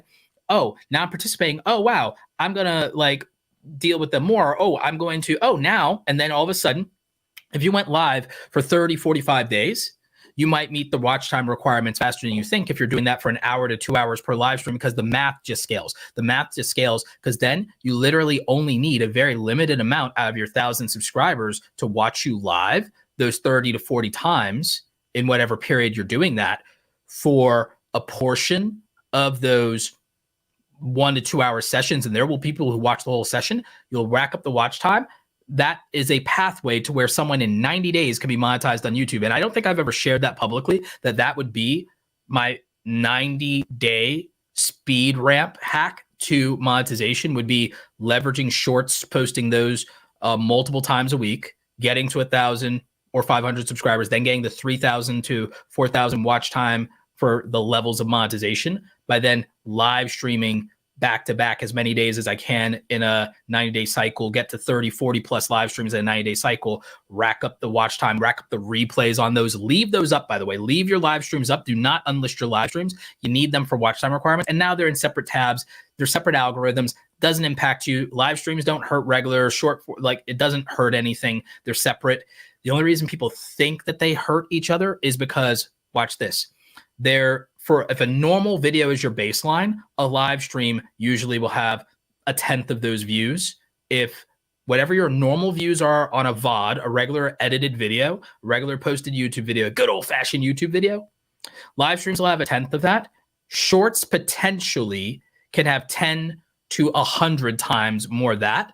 So people think that shorts or lives hurt their channel because they're using the most views possible as their baseline instead of using regular video typical views as their baseline, and then realizing that, hey, of that, true ride or die fans might be 1/10 or less of that, and that casual viewers who will watch a quick hit of dopamine can be 10x to 100x of that. So keep that in mind. Then the other thing that I would say about these content strategies is that the least amount of pressure and technical ability exist in the extremes of shorts and live videos.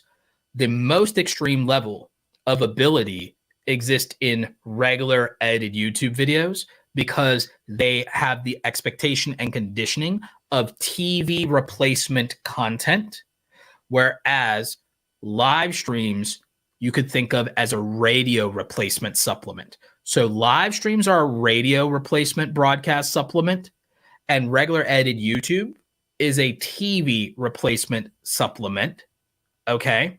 And then I'm finding a harder analogy for short form. I think of it as drive-by content, but I don't really have a wonderful analogy for that in terms of a traditional media mode of consumption. But even though it's not a commercial, it is the equivalent of a commercial break, 15, 30, and 60 seconds, which is also what's typically sold in advertising. So it is, at least from a production value and editing standpoint, it is closer to that.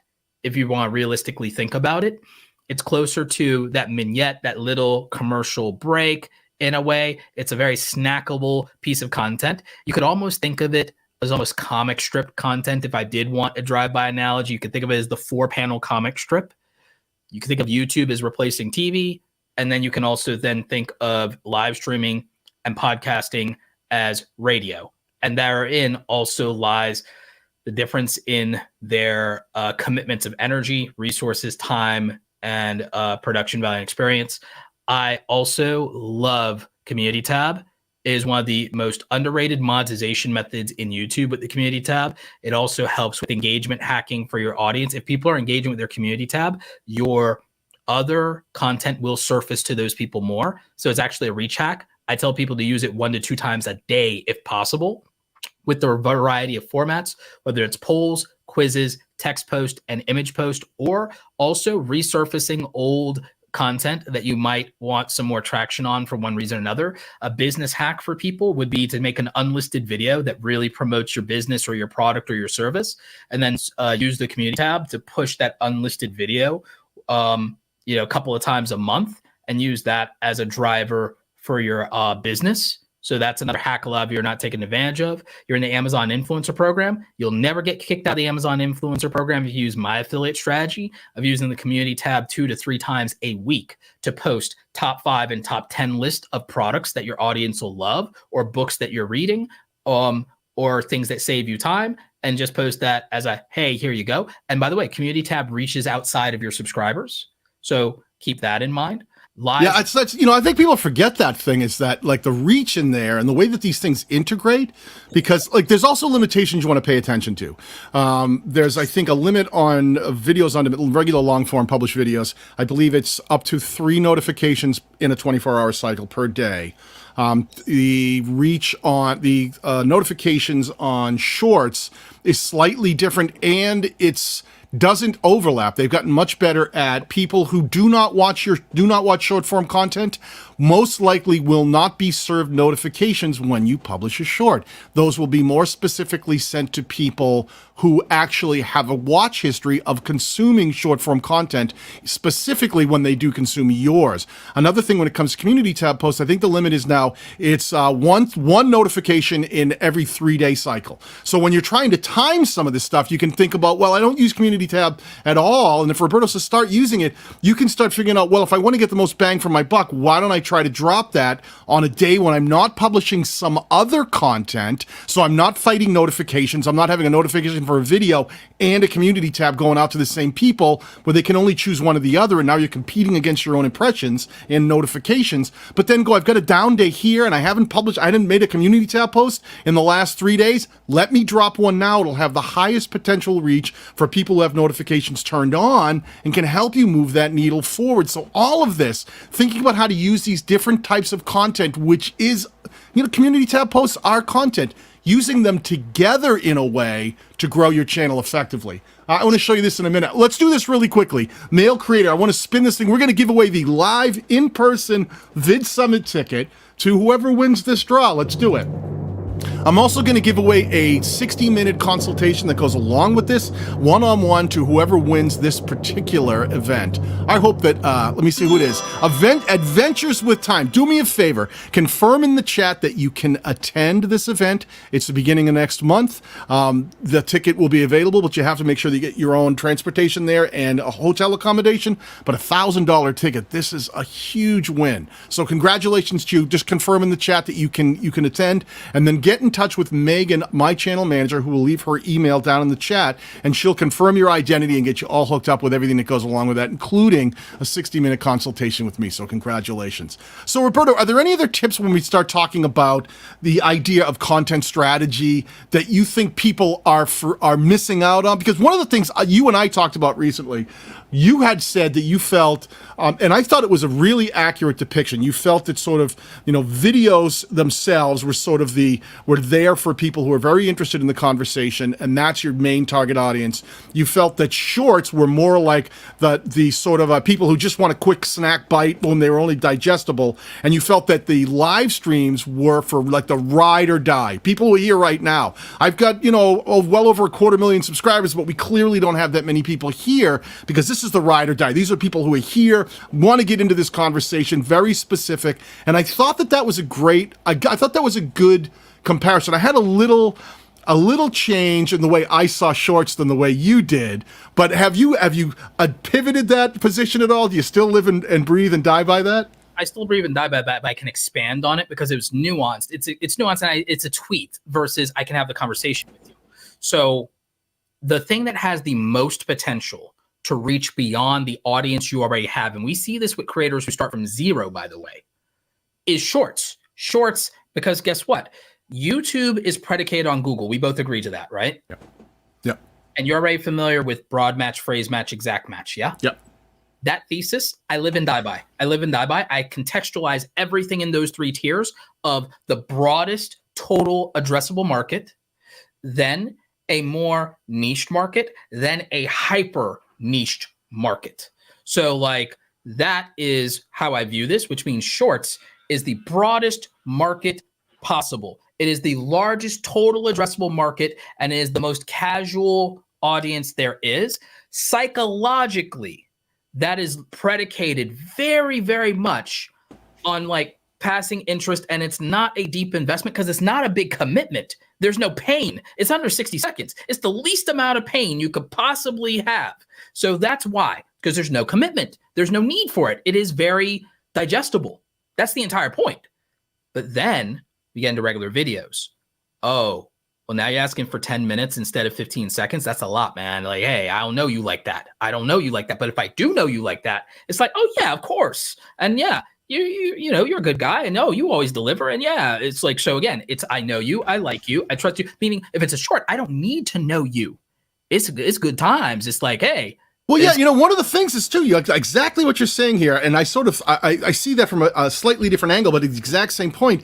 Is it easier to sell someone a car, or is it easier to sell somebody like a chocolate bar at the grocery store, checkout? That smaller, lower investment is something that sometimes is an easier gateway to start reaching people because you're not asking them to watch a 5, 10, 15-minute video. You're not asking them to engage in a 92-minute or 2-hour-long live stream. You're saying, I got this one thing, and hopefully that provides value.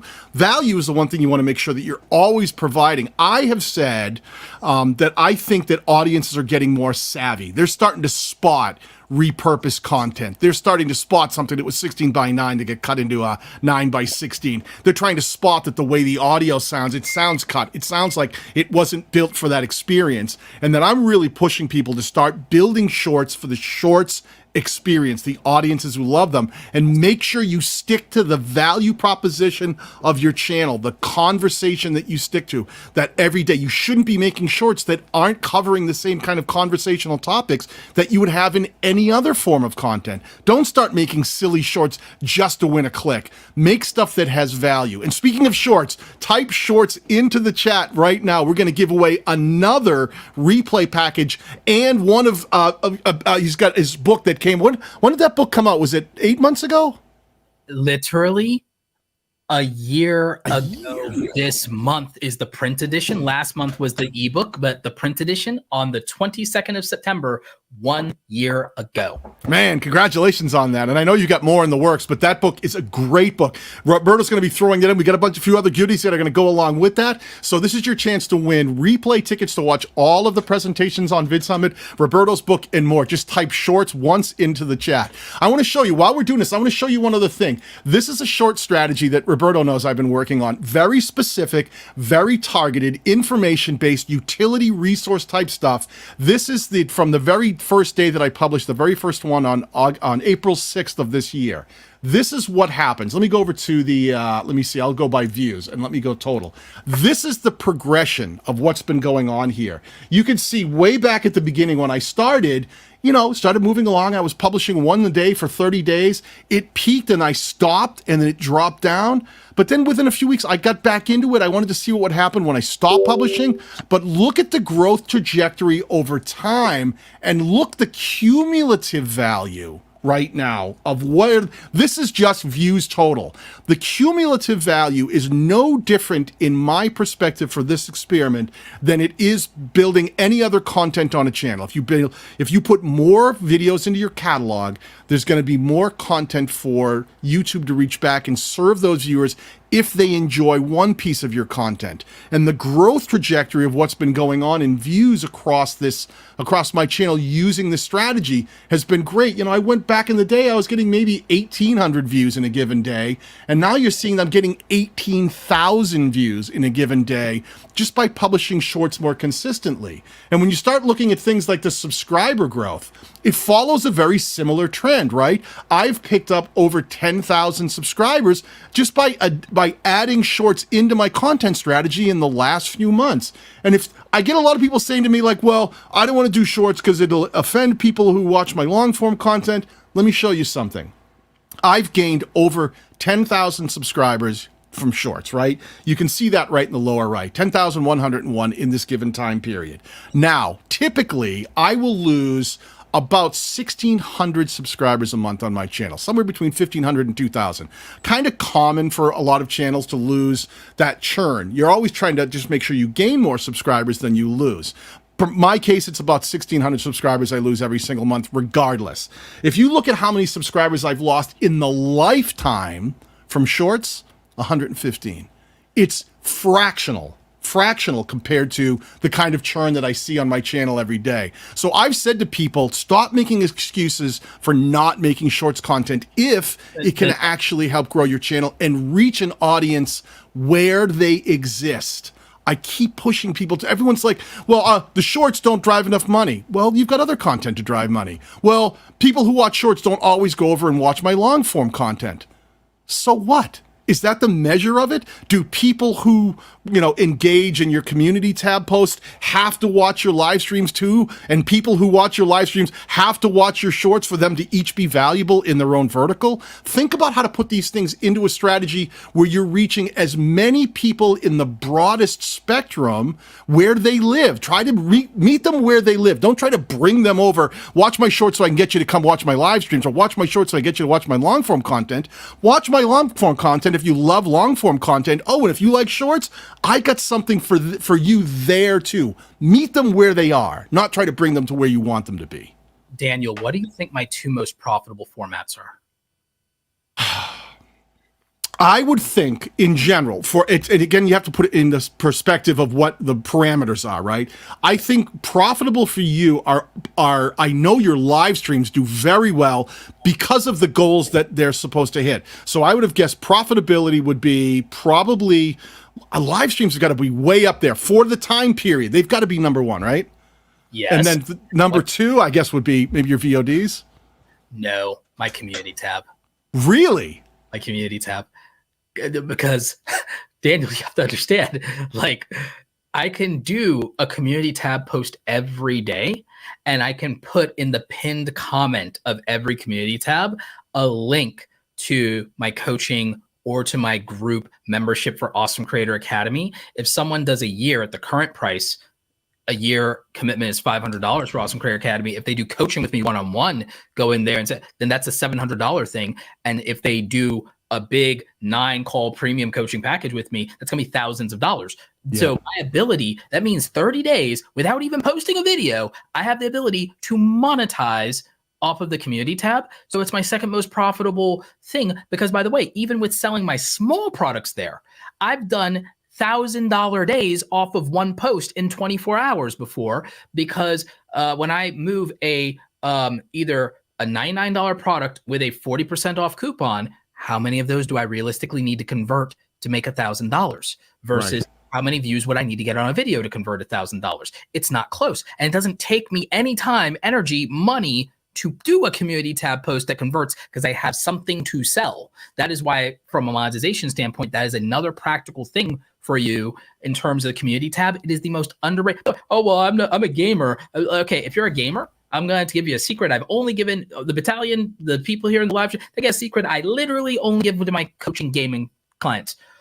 Most of these games, depending on what ecosystem you're in, have what's called a creator code or a game code where you get a cut of a commission that's like us doing affiliate marketing, but it's in-game, meaning you get a percentage, usually like 5% or 8% on in-game purchases and microtransactions.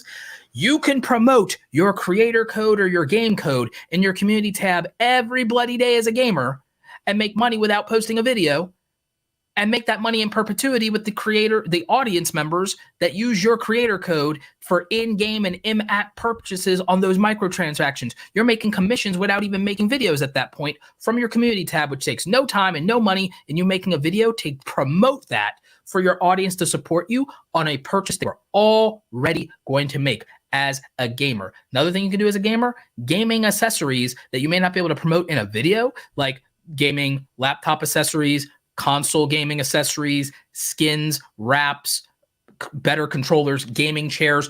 You can promote those in your community tab with affiliate shop links and get all this money that you will not get from people going to the description of your videos, will not, because they may not do that, will not go and like deal with a shout out from a sponsor and everything. And you can convert those commissions. So if you're a gamer, you still have no excuse for not being wildly profitable using these strategies. And this is why even people with more views, 10 times as many views, 10 times as many subscribers, this is why they come to me, because on monetization strategy, I am ruthless. I know the tricks of the game. I can get blood from a stone when it comes to making money on these online platforms, because there are so many strategies that people are just not deploying, because it takes another level of creativity beyond getting views to turn a lot more of that into dollars in a way that your audience will like, respect, and enjoy. Because remember, they're going to buy anyway. They're going to do these things anyway. You are now just getting some value for helping with that.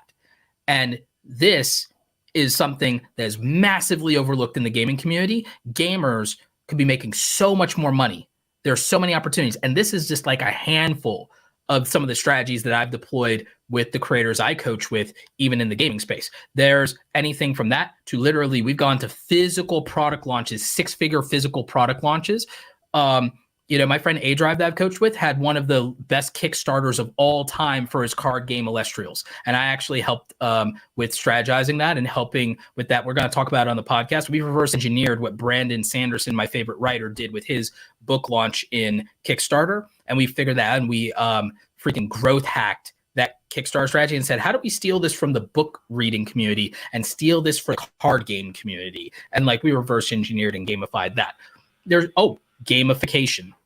There's so much gamification you can do as a gaming live streamer to generate super chats. And people don't even think about that. You can gamify the super chats, and you can 10x the amount of money you normally make live streaming by gamifying the super chats.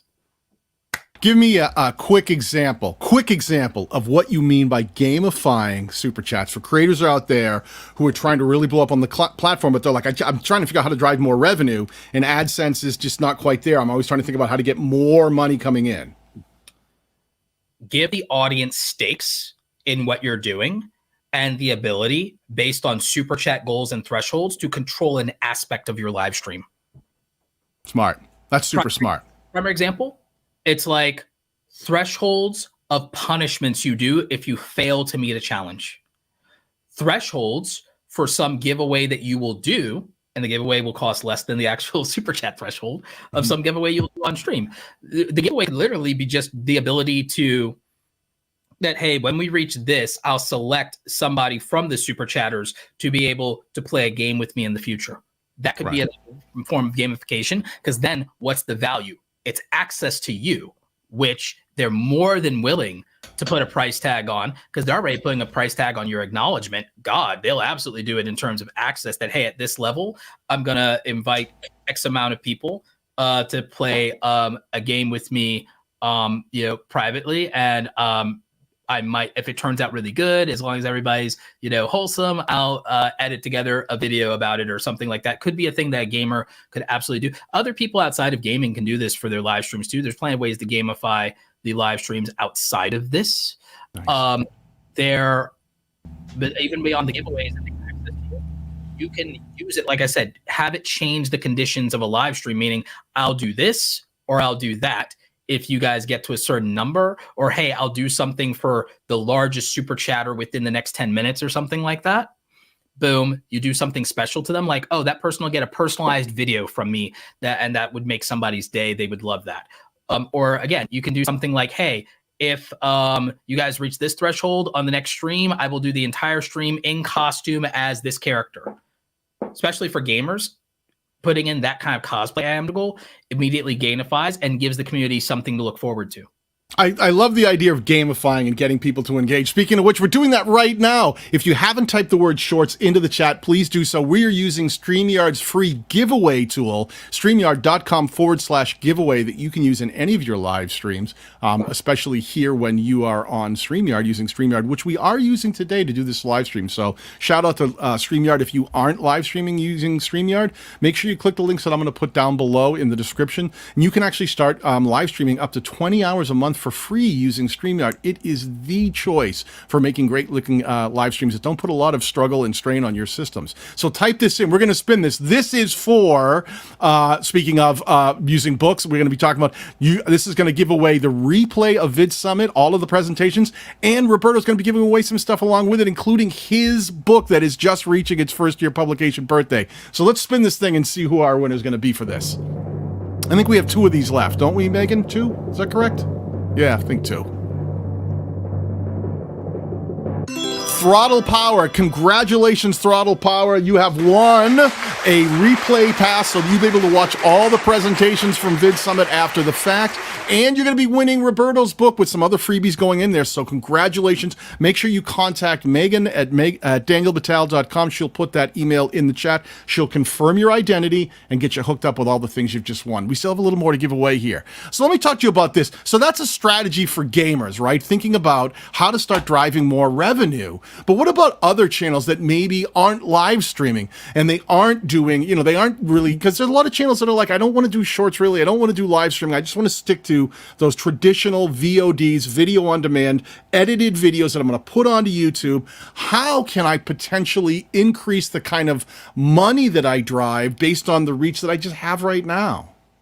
This is great. This is for my second book, by the way. By the way, all of you who aren't winning the giveaways right now, all of you should go out and buy my first book, Create Something Awesome, How Creators Are Profiting from Their Passion in the Creator Economy. But my second book is all about monetization and monetization strategies, Daniel, and being a full-time creator is the thesis of the second book, and there's ways to get that. So if you're going to take the time to edit videos, I think you should focus on evergreen videos that have a long shelf life instead of just topical videos that can get as many views as they can in a week. Now, I want views out of this video for the next 2 years if I can get it, right? So that's how I think about videos. Those videos have the maximum potential for profit. Here's another aspect of them, though.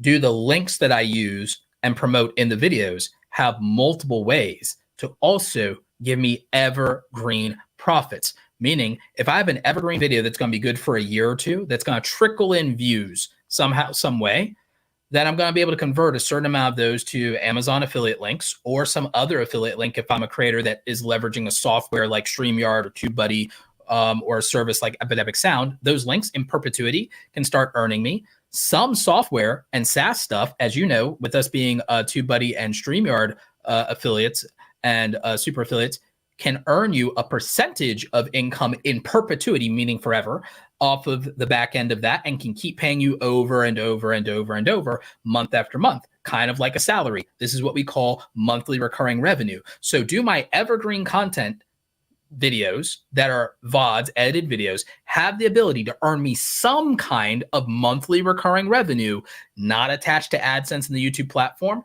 I want the answer for as many creators as possible to be yes. Now, oh, well, I don't make tutorial content. It's like, you know what else pays commissions in perpetuity? VPN subscriptions pay commissions in perpetuity, and everyone wants and needs a VPN at this point. There are other things that do that as well. Then I also need some cash flow revenue. So maybe these evergreen videos, maybe I edit in them in a way that if I have to, I can edit out in the YouTube editor. Maybe I edit a promo or a plug for something of mine. If you are an entertainer, that's going to obviously be physical merchandise of some kind. If you are someone in the education space, this can be downloads, courses, something else. So that is cash flow. That means someone's going to purchase something, then it's going to hit your bank account, Stripe, PayPal, whatever. So that means constant cash flow money coming in on evergreen content. Every day is another opportunity for sales every day. So you have that capacity. Because I have a $9.99 product. Actually, I have 3 of them, Daniel. This is something recently I did this year was I made 3 low ticket items. Do you know what happened with that? I've now moved to getting 100 customers a month that buy my low ticket items. Now, I recently, just as of last week, these low ticket items are over value, underpriced.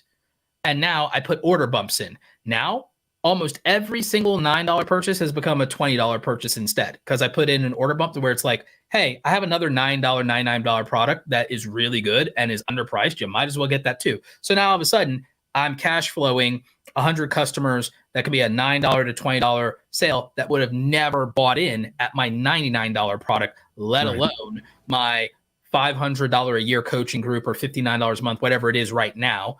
That's going to go up after VidSummit. Hey, do we know if there are any resources? There's so many great places where different creators can get into different affiliate programs. Do we know of any consolidated list or site that starts bringing them and categorizing some of them together? Because there's ones that I use that I don't even lean on that hard that I think are real easy fits. I use some of the assets I use are things like Production Crate. I love Production Crate because they've got a lot of video assets. They got a lot of VFX. They've got a lot of sound effects. They've got, things that I'll use in an edit, cracking glass screens and things, and they explosions. It's different things for different types of content. And when I'm editing, I've done videos where I've just mentioned them, and I just happen to call them and go like, oh, I signed up, got onto their affiliate program. And it's one of those things I didn't even think about. I mentioned them once in a video, and I make like $100 a month where it just keeps people who watch that video. They sign up, they use my code, and it's like, there it is. It's in my pocket. I made money from it. Is there a master list somewhere that do we know of, or one site, or anyone who's putting these together and starting to categorize by type, group, or niche that might be available to people? So do you mean the master list of affiliate programs that create? Yeah, just something you went, hey, listen, I'm a cooking channel. I'd really like to know other companies out there that really fall into the cooking niche that have some kind of affiliate programs and start assimilating or accumulating the things so they're together, and that creators could actually look in and go, hey, I'm looking to drive some more revenue. Instead of searching across the internet, I want a creator spot that can be modified, added, and grow over time, and removed when some, and then look at what kind of affiliate, what the requirements are, have a link and go, oh, you can click here and learn more about their affiliate program. So actually, there is not a good one for creators. There are for the individual niches themselves. Some people have done them, and some people have built products around teaching that specifically for. You should put, you know what? You need to have that as part of your Creator Academy. When people do join your academy and they start talking about trying to drive revenue, you need that. You need that one access portal that makes it easy for them to start finding different affiliates that they could connect with that they may not even know are out there. Well, we have an internal list in the academy. We actually have an internal list in the academy. We do have that. And then the thing is, I'm doing a public article that is kind of a top 15, top 20 roundup. But the other thing is, I am working on a product that not only has a master list, but then also has resources. It's not a course. It's another starter kit. It's like I did the YouTube starter kit, brand deal starter kit. There's another starter kit. We actually have 4 other starter kits we're working on, but me and Andy and Ariana, what we're working on is we're actually working on something for this affiliate marketing thesis, because everyone does a lot of tell instead of show when it comes to affiliate marketing, and they also don't help facilitate being good at sales and at, hey, literally do this strategy step by step. Like, again, no one teaches the community tab strategy. Nobody teaches that. There is a specific set strategy around that, and there are ways to even gamify and modify that strategy to make it even stronger. There is an Instagram strategy for affiliate marketing that is killer that no one talks about. And so it's things like that.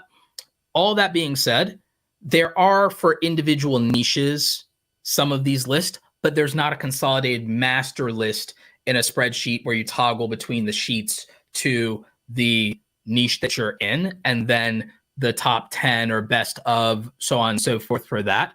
And then someone maintaining and updating that list. That is something we're working on the back end. I love that. We did something similar, by the way, for brand deals, because in the brand deal starter kit, one of the things people don't think about with my brand deal starter kit is they all think about the media kits. They ignore the fact that we made a 100 sponsor master list. Right. Of like, hey, we literally found over 100, it might be closer to like 160 brands that specifically work with creators, and we found them across different niches. And so see, I think that would be great if you do get that all developed inside by niche, where it almost reminds me of like, you know, if you've ever been shopping and you want to quickly find if there's like a coupon code that you can get a lower rate for something to put in at checkout, there's a bunch of places that'll like list like, oh, there's these coupon codes that have been, and people rank them by how good they are. They actually have a ranking system. They can go, this has been used this many times recently, and the people gave their feedback, what they think about that. That would be great if it was interactive that way, because I think a lot of creators, when we do talk about dominating the platform, it's not always about views and subscribers. A lot of times it's about setting goals like revenue. Speaking of revenue, if you want to learn how to drive more revenue, we're going to be giving away one more of the free VidSummit replay passes, which includes Roberto Blake's book that's going to teach you all sorts of things about becoming a successful creative entrepreneur. And we've got some other goodies going along with it. So type the word YouTube into the chat and we'll be drawing that back up shortly. So do you think, what other things do you have coming down the pipeline, Roberto, that people in the community should be aware of that might help them find better ways to grow their channels, reach their specific goals, and perhaps even develop some content strategy along the way that allows them to do all the things that we talk about every single day here on YouTube? Well, for one thing, a lot of my tweets have actually, which you can get for free, a lot of my tweets have been doing a lot of that. For one thing, we did a 12-week breakdown in a tweet of how to literally level up as a content creator and literally make better content in 12 weeks, and things to focus on to do that. For everybody's like, oh, I'm stuck, or where do I start? It's like, we gave you a 12-week sprint, and that 12 weeks will make you more accomplished than most people are in a year, because we based it on the thesis of a book I'm reading. It's in my book list for the year. It's called The 12-Week Year. And it's about taking the idea of year-long goals and then condensing them down into 12 weeks. And then you literally get ahead faster. And when you use this strategy, you can literally, if you did this and you did back-to-back sprints, which could be very aggressive, your 5-year plan ends up being in 1 year. So from an standpoint. So it's like you can make it very hyper aggressive if you wanted to, or like a 3-year plan becomes a 1-year plan very quickly. And so it's things like that. But I will say something we have in the pipeline is I'm working on a free monetization masterclass, hopefully before the end of the year, to help content creators monetize and start making their first $500 a month. That is really a reasonable goal from my perspective of how can we get you to $500 a month to where this is starting to make sense for you. So we're doing a free level monetization masterclass with the goal of getting you to your first $100 to $500 a month. So that's something we're definitely working on in the pipeline right now. We've already done updates to the YouTube starter kit for people. We introduced 3 products that are $9 as well. We have the creator starter pack, which gives you a few templates for your thumbnails and a template for live streaming, especially if you use StreamYard. It also gives you a 2-page media kit you can use to pitch brands. We also added things to the brand deal starter kit and to the YouTube starter kit that make them even more valuable when they were underpriced at $99. We also created over 200 ChatGPT prompts for productivity for creators, and these are not entry-level junior prompts that you'll just Google. And we also made several advanced prompts, and you can use those with the free version of ChatGPT, but we tell you that they get even better results with the paid version. Because what we did, Daniel, is we crafted these advanced prompts that turn ChatGPT into a collaborator, because we used a job description and then task responsibilities, and then so basically your like daily task and duties in that role, and then a goal that is contextualized to an objective. So we basically used job description, job responsibilities, and performance objectives as one prompt, but an advanced prompt to turn ChatGPT into a freelancer because we give it a personality. And now it's operating on this persona, and it's a collaborator, which means it can go back and forth with you and argue and revise your revisions as a content creator. I even built an engineered prompt that became a coding assistant to help me debug and analyze my code, because I built a web tool that we haven't released yet. It's in beta, that can generate a grading scale and report card for a YouTuber's videos. Well, not videos, their channel as a whole. It's still very good, but right now we still feel like it's in beta. We feel it could be a little bit better. But I had this thing, and it literally was able to debug my code and make recommendations and tell me ways to optimize and improve my code. It literally rated me as a developer and said, hey, this was very good. Your structure was clean. Consider these things, consider obfuscating this, consider refining this. Hey, this is redundant. And then I could say, hey, could you give me an example of how this might be coded better? And then it literally generates the code and suggests where I should place it. It was like weird things like that. And it does more than this. I even built one that's good for email marketing strategy. I built one for helping with refining titles and things like that. Idea generation. And the thing is, I developed it in a way where it will argue with you. It will argue, and by the argue, I mean it will nitpick and suggest and stuff like that. So not your average way of using like something like ChatGPT, and it's not meant for copy and paste. It's meant for like real ideation. Yes, it basically supplements the fact that you're not Mr. Beast and you don't have 5 guys in a room with a whiteboard yelling at each other. It supplements the fact you don't have that.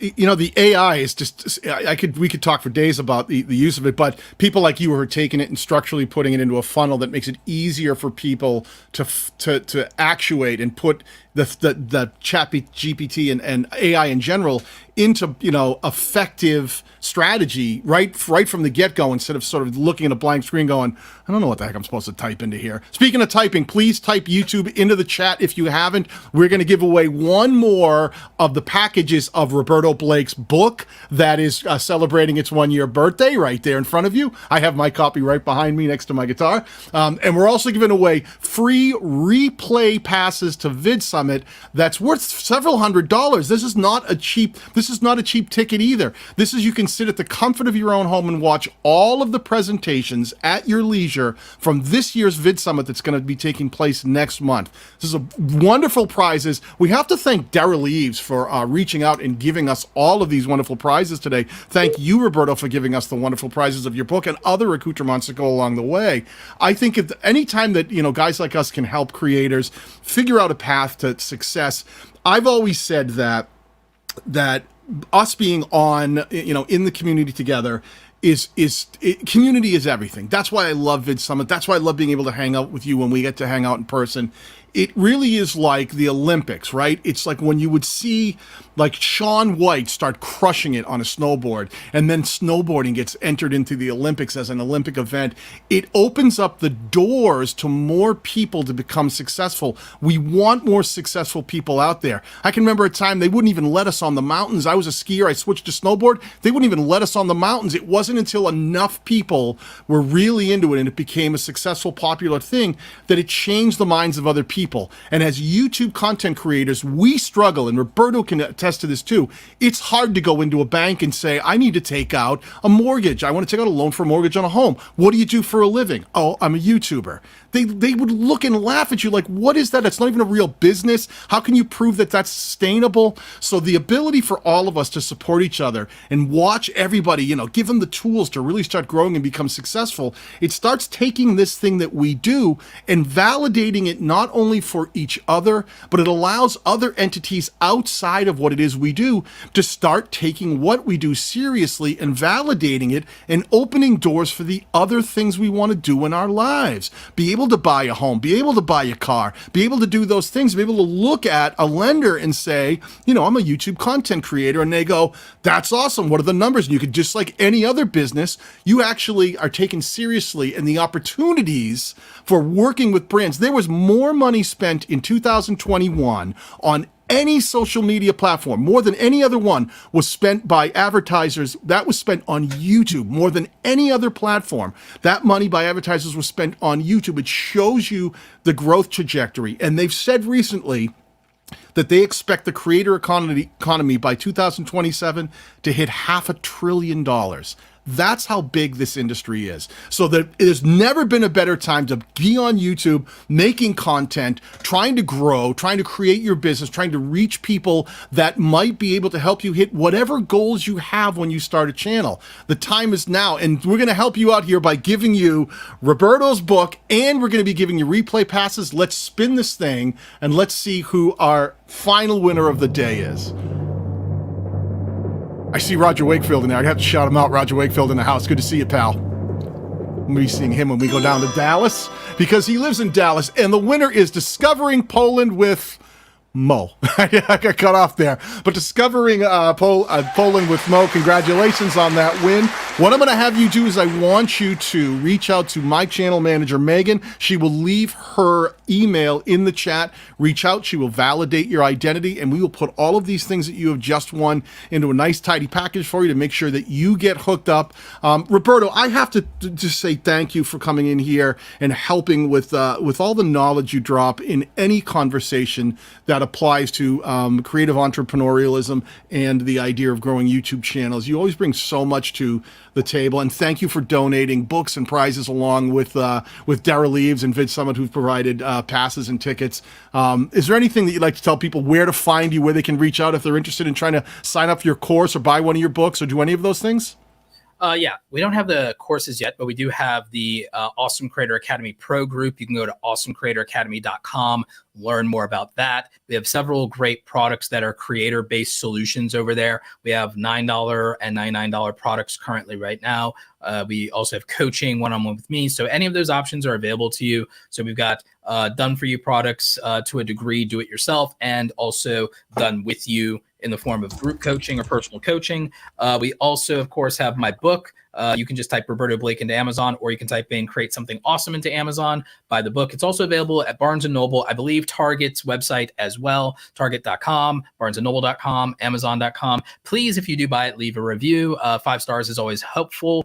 But main thing, Daniel, is I also want to capitalize on this. Just remember, whenever I tell you about, well, how I'm making money or how I make my strategies, it is the goal of do likewise, my friend. You don't have to do it exactly my way, but what I'm hoping is take inspiration from this and say, is there a way to do that in my niche and do that in my thing? Is there a way to do that? Some of you should use in your merchandise and your print-on-demand products, you guys should be using order bumps. Some of you should be using order bumps. Some of you should be using abandoned cart emails to go further with that. Some of you should even set up email sequences if you don't have an email list tied to your sales to keep people engaged, give them a lot of value, but then also let them know what you have other products coming up and other things. Some of you should be thinking of expanding on your best product and say, I did really well here. Let me move and make a companion product, a sister product over here that does it. Some of you should expand your merch line and said, this did really well. How do I capitalize on that? And how do I build collectability into my merch line or my product line? So it's like collect them all, get them all. Like with Pokemon, that's what me and A Drive came up with, is we built collectability into the merch idea. That's why that was a 6-figure merch drop. And the same thing with his Celestials card TCG game. It's about collectability. Collectability increases a monetization strategy. When it comes to sponsorship and brand deals, and I talk about that, remember what I talked about, monthly recurring revenue? Monthly recurring revenue isn't just affiliate, it's also brand deals. Here's a trick for you. Use your proven sales of either your own products or your affiliate relationships as case studies in a media kit. By the way, we sell media kits over at awesomecreatoracademy.com. This is why. Use the case study of proving your salesmanship to the future brands by saying, I can prove my sales through my affiliate marketing, or I can prove my sales through my own customers, my own website and my own customers' buying power to demonstrate that, hey, even if I'm not getting the views and subs, I have respectability in the craft and thing I do, and my respectability converts to sales. My respectability, my reputation, my representation is valuable enough without needing astronomical reach, I probably maybe get more with less than other people. If you can prove that you're a converter, then you have an in with a brand that just higher reach and visibility may not be able to negotiate a higher price. I've helped creators negotiate higher prices by leveraging their representation value in terms of, hey, I represent your audience avatar better and I'm more aligned to your values than anybody else. Then two, hey, look at my respectability. You will never have to worry about me having salacious stuff. I curate my community. I'm wholesome. I meet all your brand safety guidelines. And then here's my reputation in my niche. My niche may not be as big as other people, but look at my reputation among my peers. You don't have to be the biggest YouTuber. What if you're in the top 20 of the YouTubers that make the content you make, though? What if you're in the top 5 of the YouTubers that make the content you make, though? That is something you can use in terms of your leverage. So you can always use representation in terms of the audience avatar, of being the advocate of the audience and being the representation of the audience. You can use your respectability in terms of brand safety and wholesomeness as your leverage. You can always also use your representation, or sorry, not representation value, said that right, your reputation in your niche of saying, where am I among my peers? Not where am I in the whole of YouTube, but where am I in my peer group? Am I in the top 10, top 20, top 5, top 3 in my peer group? That's leverage you can use in negotiating to say my value is X instead of my value is my views. These are things I want all of you to take in mind and take away from the things that I'm saying, is that they are deeper, nuanced levels to monetization. And you can also, there's a life cycle. Sometimes in your career, your optimization is around revenue and money because you got families to feed, responsibilities to take care of. Sometimes it's that. Sometimes you're trying to build and make a name for yourself. For sometimes it's not about money. Sometimes it is about growth. There's a life cycle to that. Sometimes you got to get your feet off the ground before you can ask for the money. Sometimes the other thing you're optimizing around is going deeper with your community and connecting with them and building more of that ride or die audience that is going to allow you to monetize and is going to build you advocates. Sometimes you're optimizing for building a reputation and becoming a destination channel and being that one of a kind creator. Sometimes you're optimizing about that. Those things all look very different. Don't let someone outside of your goals judge you for how you're getting them. So just keep that in mind too. And don't judge yourself if people have other goals or in a different part of their journey. If they're doing something else, they might be in a different place than you. They might have more or less than you in some areas. That's okay. That's their deal. That's why comparisons don't really matter without context. So keep that in mind. Stay in your lane. You've got your deal. They've got their deal. You don't even know what their deal is. You want to say, oh, some creator's using copyright music. You don't know what deal he has with Sony or Universal. You don't know if he's in a multi-channel network that's whitelisted because it's a subsidiary of those companies. You don't know what nepotism that creator is benefiting from, what privilege they have that you don't. So what's the point of comparing and judging when you have no context of that relationship? They've got a different deal than you do. And it's not a matter whether that's fair or unfair, but it is an advantage they have that you don't have. So just kind of, understand. Maybe they have a dog that helps them get those deals. Yeah, listen, hey, everybody, this is such a valuable information. I want to thank Roberto again. I want to thank Daraleave and all the people over at VidSummit. If you want to learn more about VidSummit, vidsummit.com. It is such a great event talking about understanding other creators and learning how they're doing things and having perspective. This is one of the greatest places to do it. So if you didn't win a pass or didn't win tickets today, you can buy tickets and passes right here and see some of the people who were involved who actually speak at this event. You've got Sean Dorsey, you've got Darrell Leaves, you've got Mr. Beast, you've got Ryan Trahan. There's just so many. It's just insane the amount of people that we've seen speak. Casey and Neistat, Peter McKinnon, just people at the highest level. So go over to vidsummit.com, check it out. Maybe even if you can't go this year, you can get some replay passes and watch some of the presentations. And maybe in a future year, you can think about getting tickets to show up, because I promise you, being able to invest into your future by learning more about the economy and learning more from other creators who are also out there doing the very same things that you're trying to do and doing it at the highest levels. Those are the kind of people you want to make sure you have time to listen to, learn from, and have communications with. So Roberto, thank you once again for spending some time here on the channel and with the community. Thank you for everybody out here in the community who's been hanging out and learning with us today. And we'll see some of you guys again, either here on my channel, over on Roberto's channel, or live at VidSummit. So Megan, I have to say thank you to you two for keeping us in control out there. Much appreciated. And we'll see all of you again, too. Thank you to your dog, Roberto.